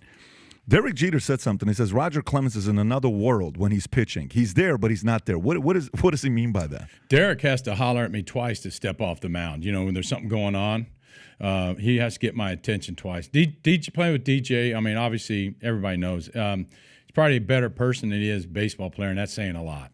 And teammate, one of the best. I think that when I competed against him, he knew he was going to get my best at that time, and then he found out when we became teammates. They played a little joke on me when I came over. My first live BP in Tampa at the stadium, I think it was Jeet, Knobloch, and Tino, and they all climbed in the cage with full catcher's gear on. Because Jeet said, you hit me all the time. I said, you crowd the plate, your hands are over. I said, most of the time I hit you, it was a strike. You know, so we went at it that way. But I guess have you seen the movie Legends of Bagger Vance? I have. Okay, so you know how he says, you know, like there's a scene where everybody's around, he's about to hit the shot, and Will is trying to get him to say the audience disappears. Did you really get to a point where the audience disappeared or no? I tell this all the time, Pat. You hit it right on the head. I think it's the same scene where the fairway looks like it just opens up. Yeah.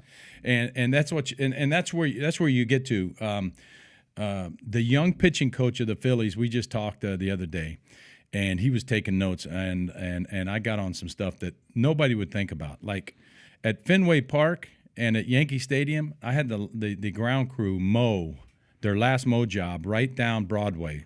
And the mower's about the width of a pitcher's rubber.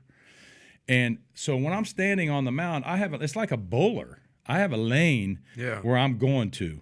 And if I keep missing a ball or two off here, some of these guys start jacking with their arm angle. All you got to do is move over 1 inch. It's like if I'm hitting a slice and I'm out there gambling against you, and I'm going to go to the right side of the tee box, and I'm going to hit that. I'll fix it on the range in an hour. Instead of next thing you know, I owe you $1,000 at the end of the round, you know? So that's the same thing with that. There's sometimes the turf has the seam that is going right down Broadway. So it's just a great vision thing. So now you're not thinking about, am I going to do good or bad against it? You're locked in on what you're doing. But how do you get there, though? How do you get what do you okay, so for example, like, you know, the good ones can do it, man. I know that, but there's a routine, like, you know, you're a public speaker. First time you speak, you're scared shitless. You're like, oh my God, what if I scroll out? You're breathing. So how do you control them? All of a sudden, do you look at them? Do you not make eye contact? You shouldn't just look at somebody else, act like you're looking, but you're not. So, you know, but after the 2 minutes, you're rolling. No question about it. So, but a great speaker, when he's going up there, he has a routine. He's telling himself something, right? You're about to go to the mound. What are you telling yourself? Are you listening? Like when I had Kody talked about how he's listening to certain music, song, you know, Friday the 13th, he will listen to that song to get himself. He had a psychological where he would get into the zone. Was there a routine? Was there a song? Was there a book? Was there a quote? Was there an affirmation? Were you telling yourself something? You got this, Roger. Just remember when you were 14. It's the love of the game. What are you feeding yourself before you go up there? What they say about your pressure, you know, will find your weaknesses, okay? And that's why we practice perfect. That's why my bullpen sessions are locked in, intense. Like I'm doing a 12-minute bullpen in between, and I'm going to be starting game 3. Or it might be a Wednesday afternoon business special. Yeah. It might be as simple as that, not what you wouldn't consider a big game. I'm doing this, and I got guys moving over here, or the lawn guy, or the guy doing this, or I got somebody talking. No. Stop. Because I want to be right here. My first 3 starts in spring training where you're going 1-2 innings, I can hear the popcorn vendor. I can see guys moving in the dugout. I can hear my sister or something yelling for me. By my last 2 starts of spring training, it's just like that movie. I don't hear anything. I see the catcher, and it's a game within a game. I've had, like I said, some wonderful catchers in my career, and I'll call them out sometimes. Some of my catchers like to move a little bit more and catch balls on their breastbone. And I tell them, I have to call them out, and I go, sit your ass still. You're moving. Am I moving, Rock? Yeah, you're moving too much. Because most umpires, when they get down, they put their hand on the catcher. And if I'm painting a pitcher, and it's just, and he goes, it's a ball. So I want you to sit still, trust your hands. I'm going to get it to you. A professional player, really a AA player on to the big league guy, if you're catching me and you're asking for a ball, and I should be able to get the ball within a ball and a half to where you want it. And not make those 1 or 2 mistakes, Solo home runs are good, 3-run homers. I had a pitching coach, Bill Fisher, who's passed, went and spoke at his funeral in Council Bluffs. To this day, he still holds the record for 91 innings without walking a guy. So his biggest deal with me, when I struck out 20 and set the major league record, I didn't even know there was a strikeout record. I was just going through that game. Almost missed the game. There's a story behind that. Almost missed the damn game and got scratched. Punch out 20. He comes over, everybody's gone. My wife's waiting in the park, and I just got done icing, get my street clothes on. And he called me Smokey after Smokey Joe Wood. He was old school, Fish was. He had Tom Seaver. That was the reason why Tom was with us. He had Seaver when he was with the Reds. Fish says, Smokey, he goes, 2 things. He goes, and I didn't know at the time, he said, congratulations on the record. You beat these 3 guys. They had 19, you did 20, blah, blah, blah. He said, really proud of you throwing that rate of speed. He goes, but guess what? He goes, you didn't walk a single batter. And I go, that's pretty cool, Fish. Coming from you, that means a lot for you. So he took 2 steps, turns back around. Because I almost missed the game. I got stuck in traffic and was late. Crazy. And it was bad. I mean, I felt like a rookie going through the clubhouse door. Everybody's looking at me like, are you nuts? So he stepped back. Traffic. He walked away. Not an excuse. Well, I know it's not. The Celtics were playing a playoff game, and there was a concert going on. I was getting ready to run to the stadium, but I'll finish.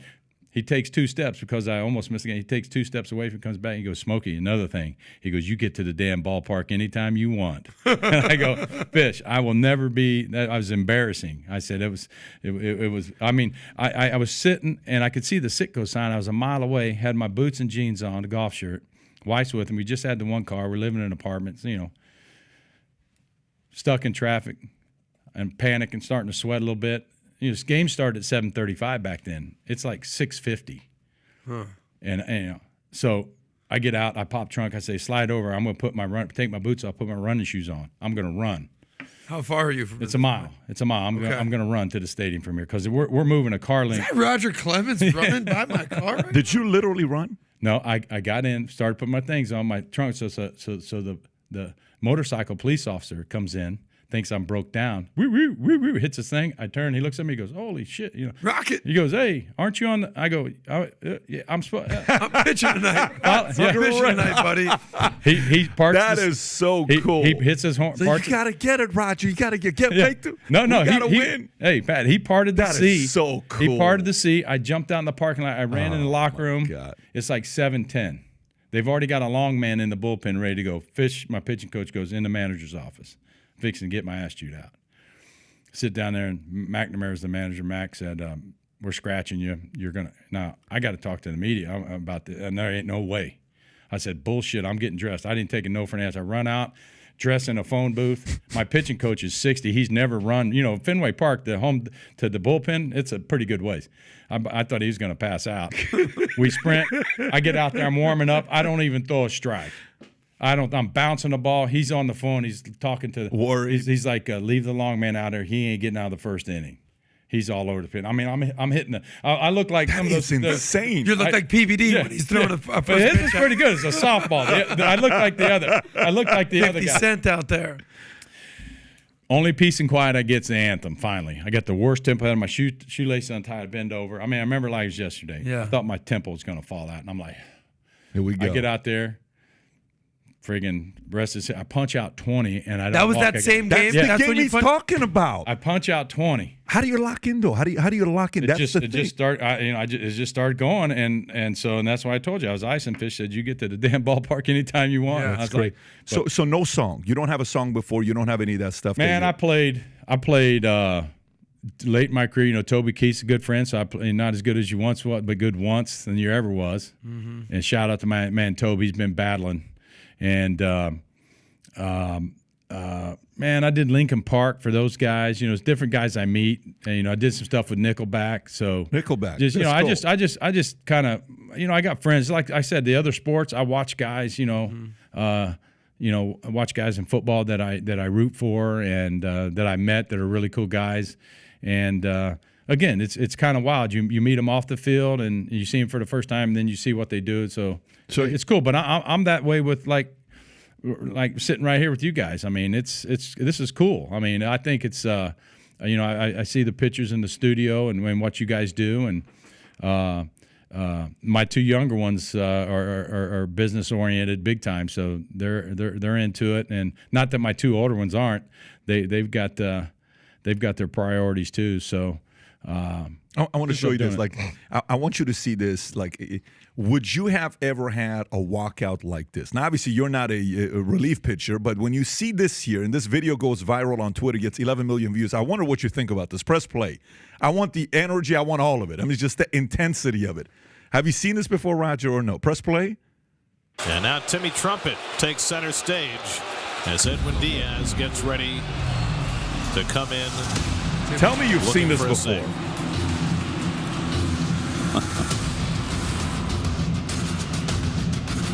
Watch this. The best walkout right now. The music, the build-up. Adam, have you seen this? Oh my gosh, you're about to flip out. Look at this. Look at the energy in the place. Oh my God. Ready? Here we go. Timmy Trumpet.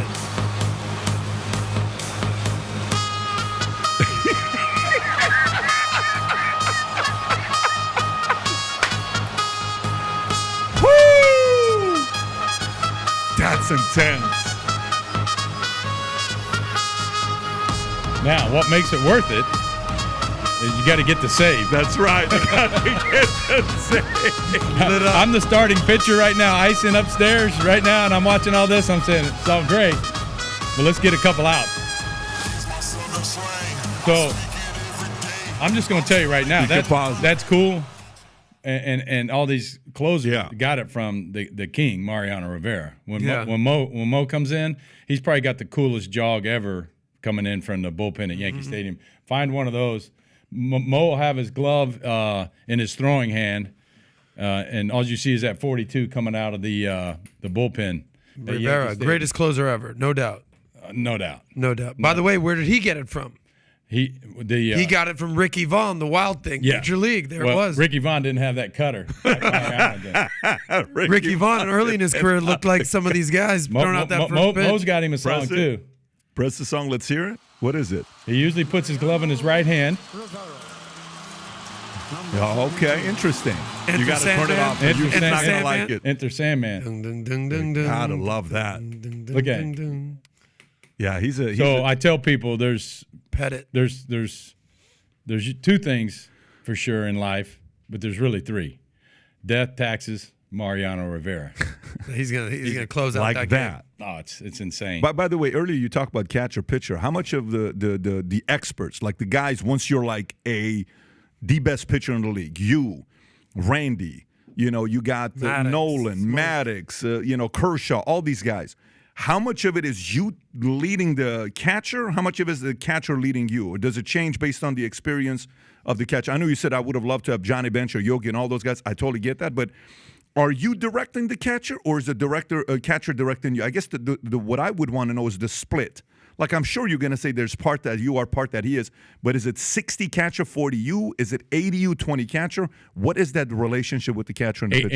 80-20. 80 you. 80-20. 80 you, 20 catcher. But that 80, that amongst that 80, that catcher knows that 80.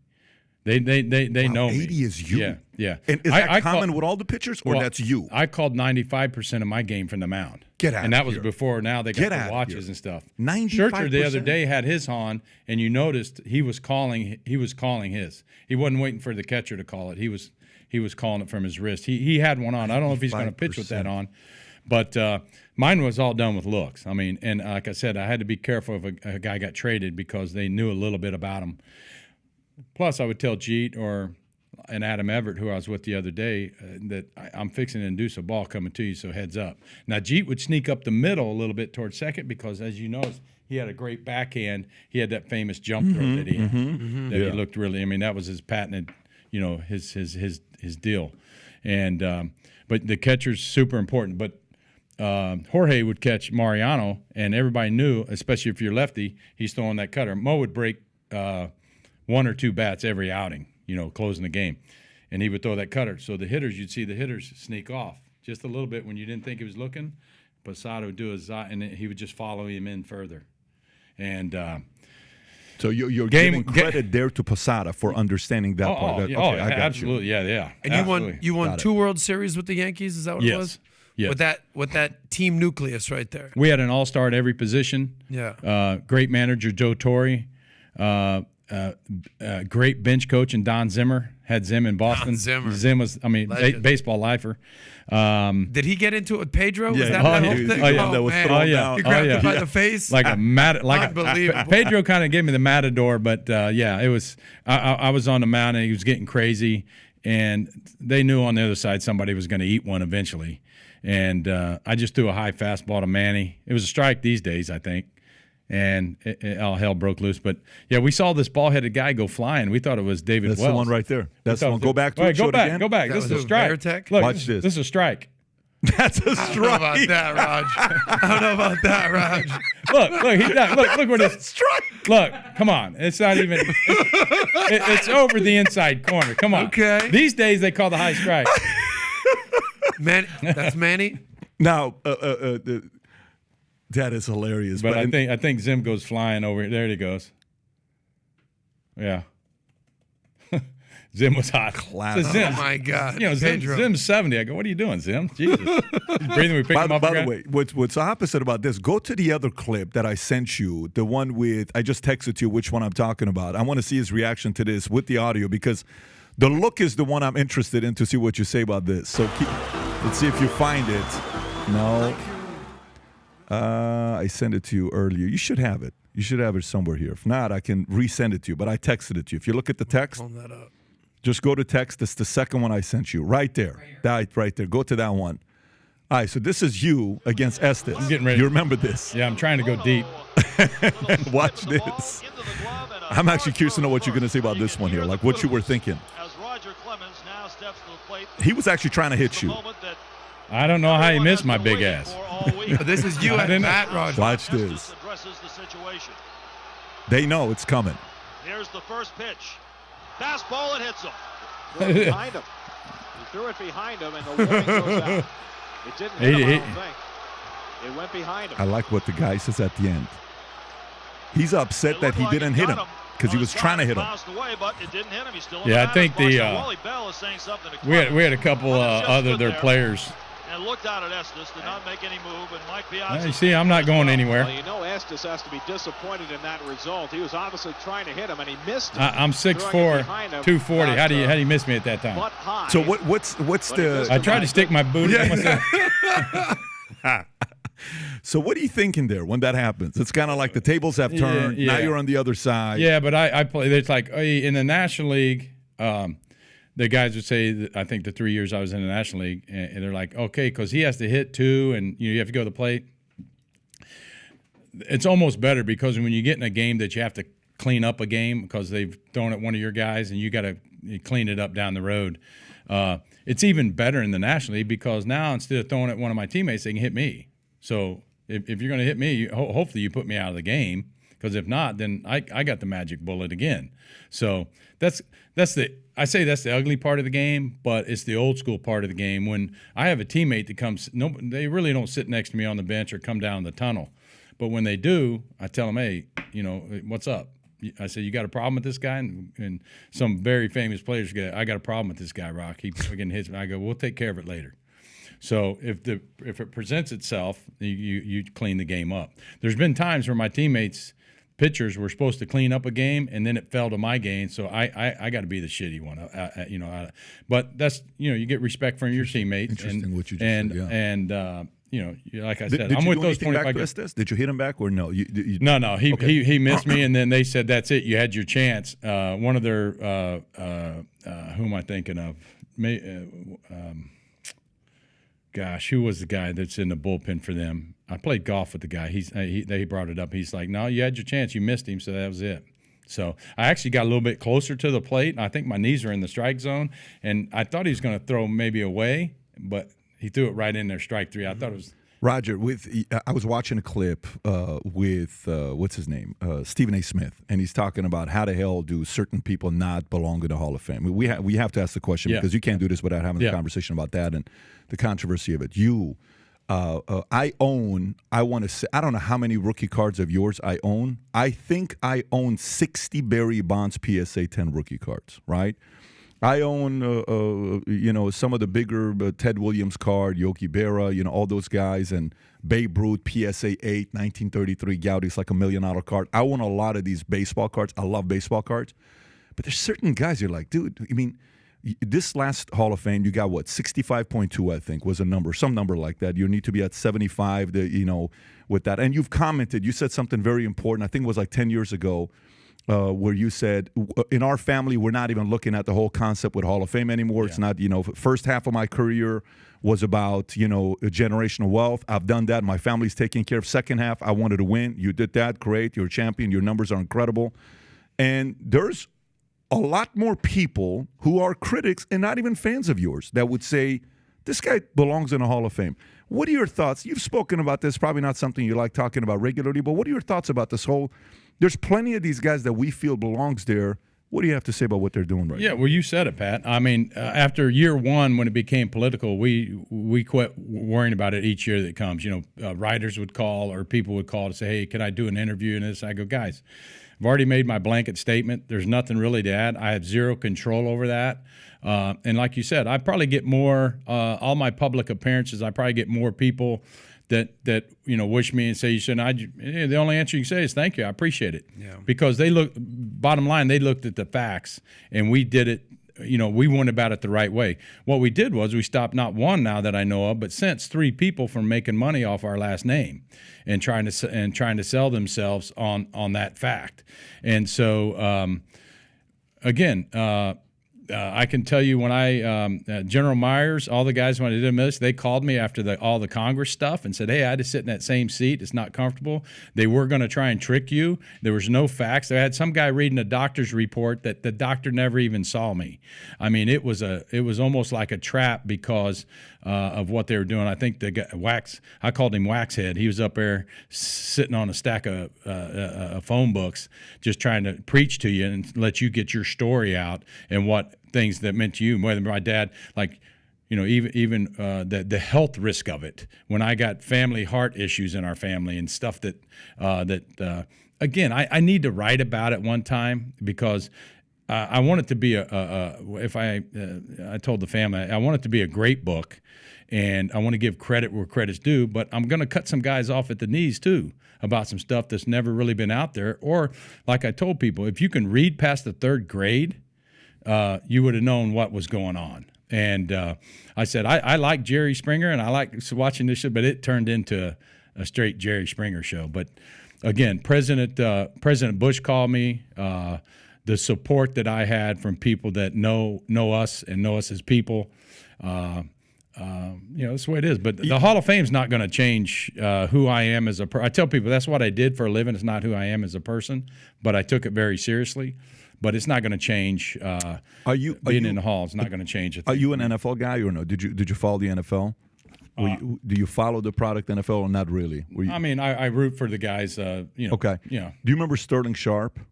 Mm-mm. Remember Sterling Sharp? Shannon Sharp's brother? I know both of them. one of them golfs a little more. Who's on TV now? This Shannon right now is on TV. Shannon. So it's Sterling. Sterling's the golfer. Yeah. Yeah. Did you see? I hope I got to try to find this, man.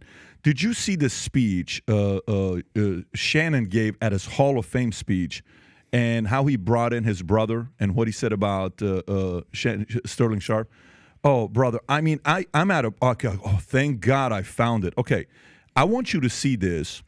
And the reason why I want you to see this, I have a couple different things where I would go. For me, just play this first, and then I'll give my thoughts. I want to kind of get your commentary and thoughts on this because, what you've done with your 24-year career of staying in the league, that is not easy to do. But play this clip, and then it's a TikTok clip. It's not even a it's very emotional on the angle he takes. I had no idea where he was going. If you can turn it on. It's his brother. This is older brother. Right. Rewind. Is he older than? No, Sterling is the older brother. Yes. Okay, I'm so the watch only this. player Play. Go ahead. of 267 men that's walked through this building to my left that can honestly say this. I'm the only pro football player that's in the Hall of Fame, and I'm the second best player in my own family. Watch this. Very emotional, guys. Watch.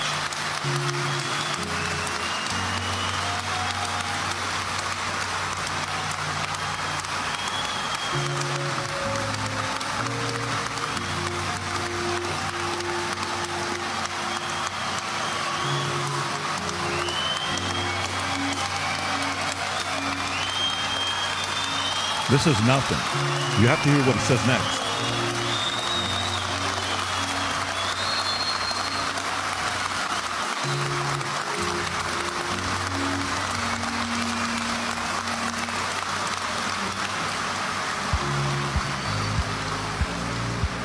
If fate had dealt you a different hand, there's no question, there's absolutely no question in my mind, we would have been the first brothers to be elected to the Hall of Fame. The 44 men and women that I thanked and congratulated early for giving me and bestowing this prestigious honor upon me, all I do is ask.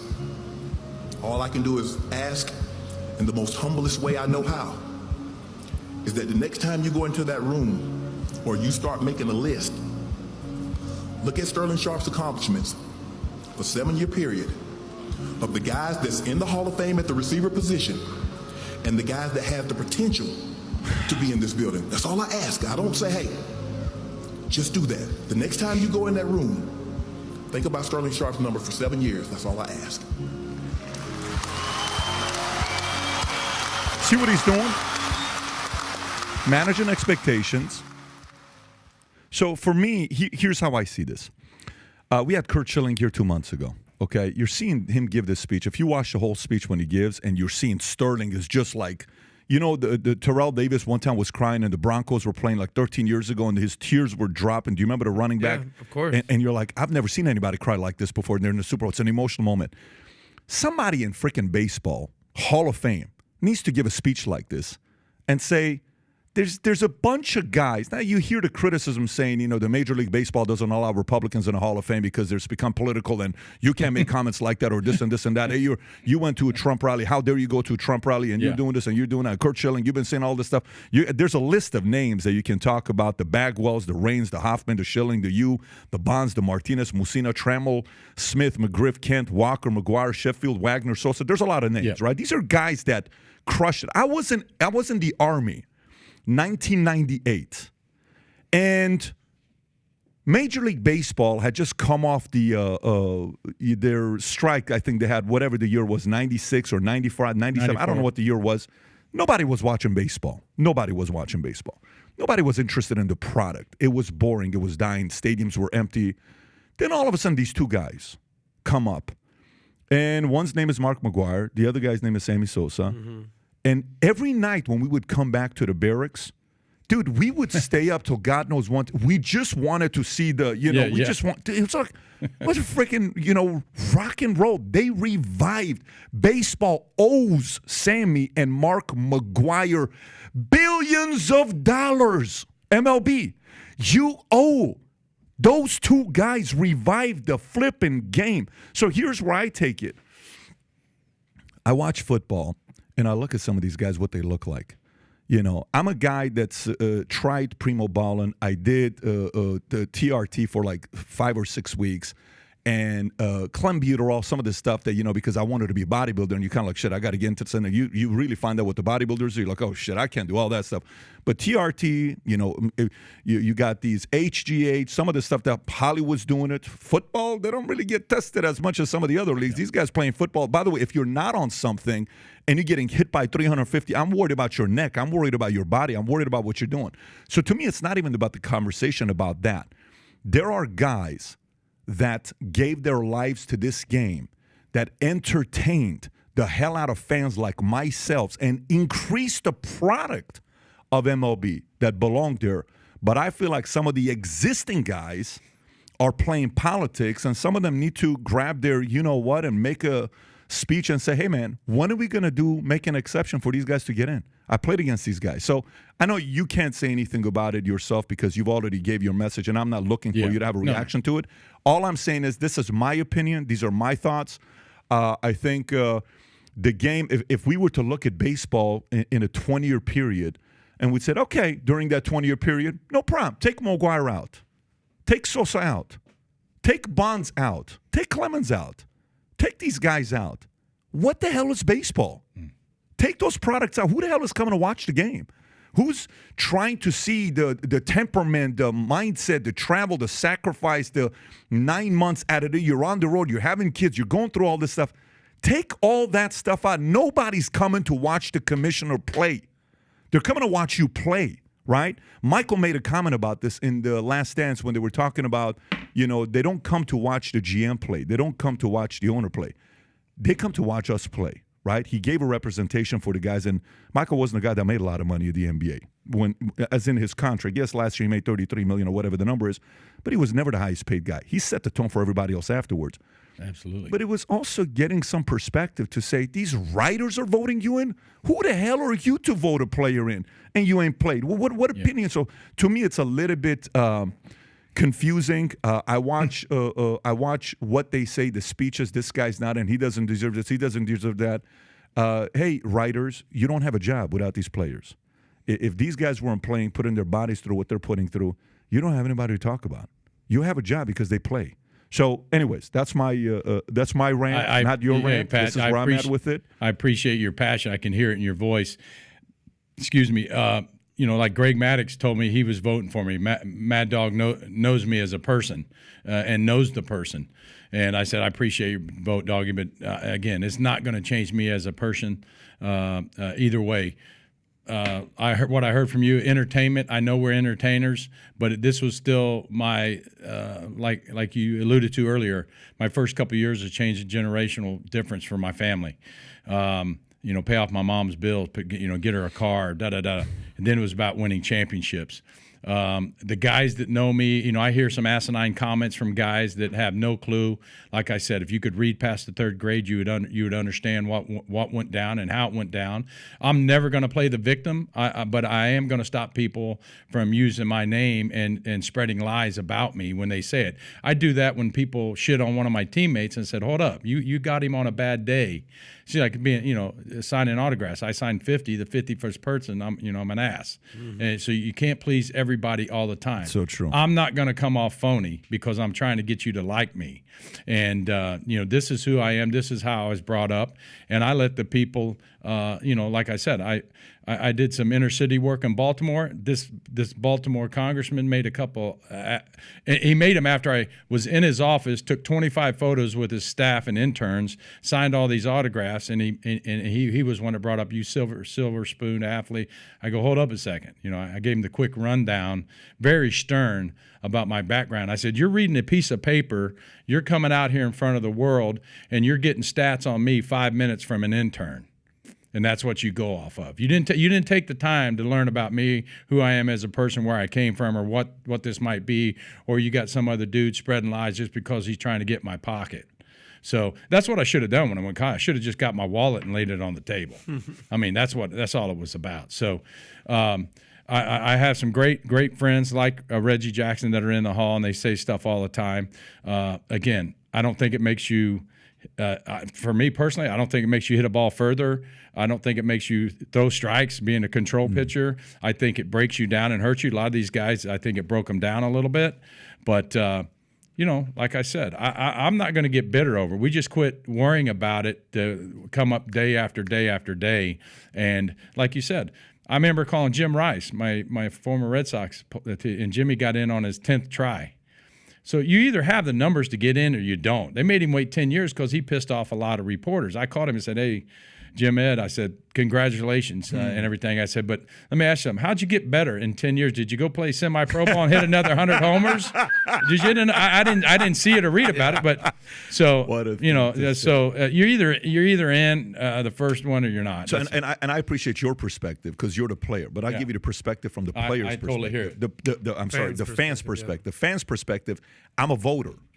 We're voters. We're not, dude, we don't do what you guys. I'm a business guy. I run businesses. I've busted my ass the last 20, having many years in insurance. I've done very well for myself, and now we're building a media company. But from the fans' perspective, when you're dealing with a million things in your life, dad's not healthy. This guy's going through this. That guy's going through this. You're having girlfriend problems. You're having kid problems. You're having this. You just want to sit there and just watch a damn game and have everything you were stressed out about be gone. Fans are voting for you guys, bro. So it's a different perspective for us than it is for you when you're like, hey, what else can I do? I've done my part. I get it. But a fan is like, no, I followed this guy for this many years. That guy needs to be in. So it's a different perspective. I get that, Ben. And I appreciate you sharing that. One last question I got for you. It's going to be like, why are you asking this question as a last thing? It's just for my own shits and giggles because I freaking follow this game. Hank Aaron said something one time about the whole, you guys got the Cy Young, you shouldn't be the MVP when you won the MVP. And he says, look, pitchers have their own deal, Cy Young, we have MVP, I'm not changing my position. They shouldn't have given him the Cy Young and the MVP at the same time. You come back and you said, I have the quote somewhere here where you said, hey, I'd love for him to come here. I wish he were still playing. I'd probably crack his head open to show him how valuable I was, right? That's kind of like what you said. That was the young Rocket. The young Rocket. This is the Hank Aaron. Hammer and Hank. Well, it'd be like Pedro saying, wake up Babe Ruth, I'm going to hit him in the ass, right? Exactly. So, quick story. Yeah. So, my oldest son is Kody Aaron Clemens. He's named Aaron. His middle name's after Hank Aaron. So that tells you all you need to know about the young and piss and vinegar Rocket. Big respect for that. Of course, I thought your last question was going to be about DJ No Request and what my favorite songs are. But let me just tell you if we got time how you put things in perspective. And it goes along with that MVP award. So I win the MVP and the Cy Young, my first. I'm a Red Sox. I got to go to New York City. We call this the butter story. Everybody loves it, and it's true. Go to New York. Pretty green. I got DiMaggio, Mantle, Ted Williams. I'm looking around as a who. Now Donnie Mattingsley there. I'm the one that Donnie finished second in the MVP. Baseball. Now, this little suit. Now we're at the top table and you're getting a cold piece of chicken, uncooked piece of steak, a little bitty baked potato, and a dinner roll. And the dude comes by, straight Yankee fan. He's looking at me like, and the look he gave me, I was like, okay, he spit in my food. There's no way. There's no way I need it. But I'm going to work on this dinner roll and maybe this baked potato. Yeah. But he throws me a little cube of butter on the thing. And, mustache, strip. His name's got to be Tony, for sure. Walks by, does it. So I get through that dinner, right? I only got one cube of butter. I needed one more, but what the hell. First year up there. Fast forward, I win my second Cy Young back-to-back. Back in the penguin suit. Here we go. Now I'm feeling good. I'm on Ted. How you doing, Mick? How you doing? Hey, Rocky. Yeah, I'm feeling it. Talking away. Here comes the bullshit thing. Same guy. Same freaking Tony again. Tony Super Mario. Looks like Super Mario brother. He goes by me and I'm like, hold on, guys. Hey, I said, hold up, man. Hold up a minute. He just gave me one. I need another cube of butter. That's all I'm looking for my baked potato. Just come on. So I'm talking, I see him come out, my guy, and here he comes again. I said, dude, stop. I said, I've been trying to get you for 10 minutes. My stuff's getting cold up here. I said, all I'm trying to do is get another cube of, I said, you know who I am, right? He goes, oh, yeah, I know who you are. I go, good. I said, I'm trying to get some butter. He goes, evidently you don't know who I am. I go, I don't. He goes, I'm in charge of the fucking butter. And he walked off. And I went, and that's what everybody did around me, and I just went. I'm in charge of the butter. He said, "I'm in charge of the damn butter," and he walked off. And so that kind of tells you, keeps you in your. What a great story. That keeps you in check. Yeah. What a great story. So there you go, boys. By the way, you never played for Rangers. You played Astros. But was there any time that you almost got close to playing for the Rangers? They were just. I thought I was going to get drafted by them early in my career. That was it, really. So I played with the history was there, and then going home to play, we flipped a football town into a baseball. Those 3 years. And I tease those guys. I have no idea how I won a Cy Young with Houston because we only had 3.5 hitters on the team. You couldn't give up anything, but they were wonderful. Just again, you talk about the Hall of Fame. I have more guys that I owe a lot to being great teammates that are not in the Hall, I'd be surprised if someone said that they didn't know where I stood when I was their teammate. So, but again, that's my upbringing. Well, much love to you, man. I appreciate you for coming out. Really enjoyed it. This is cool.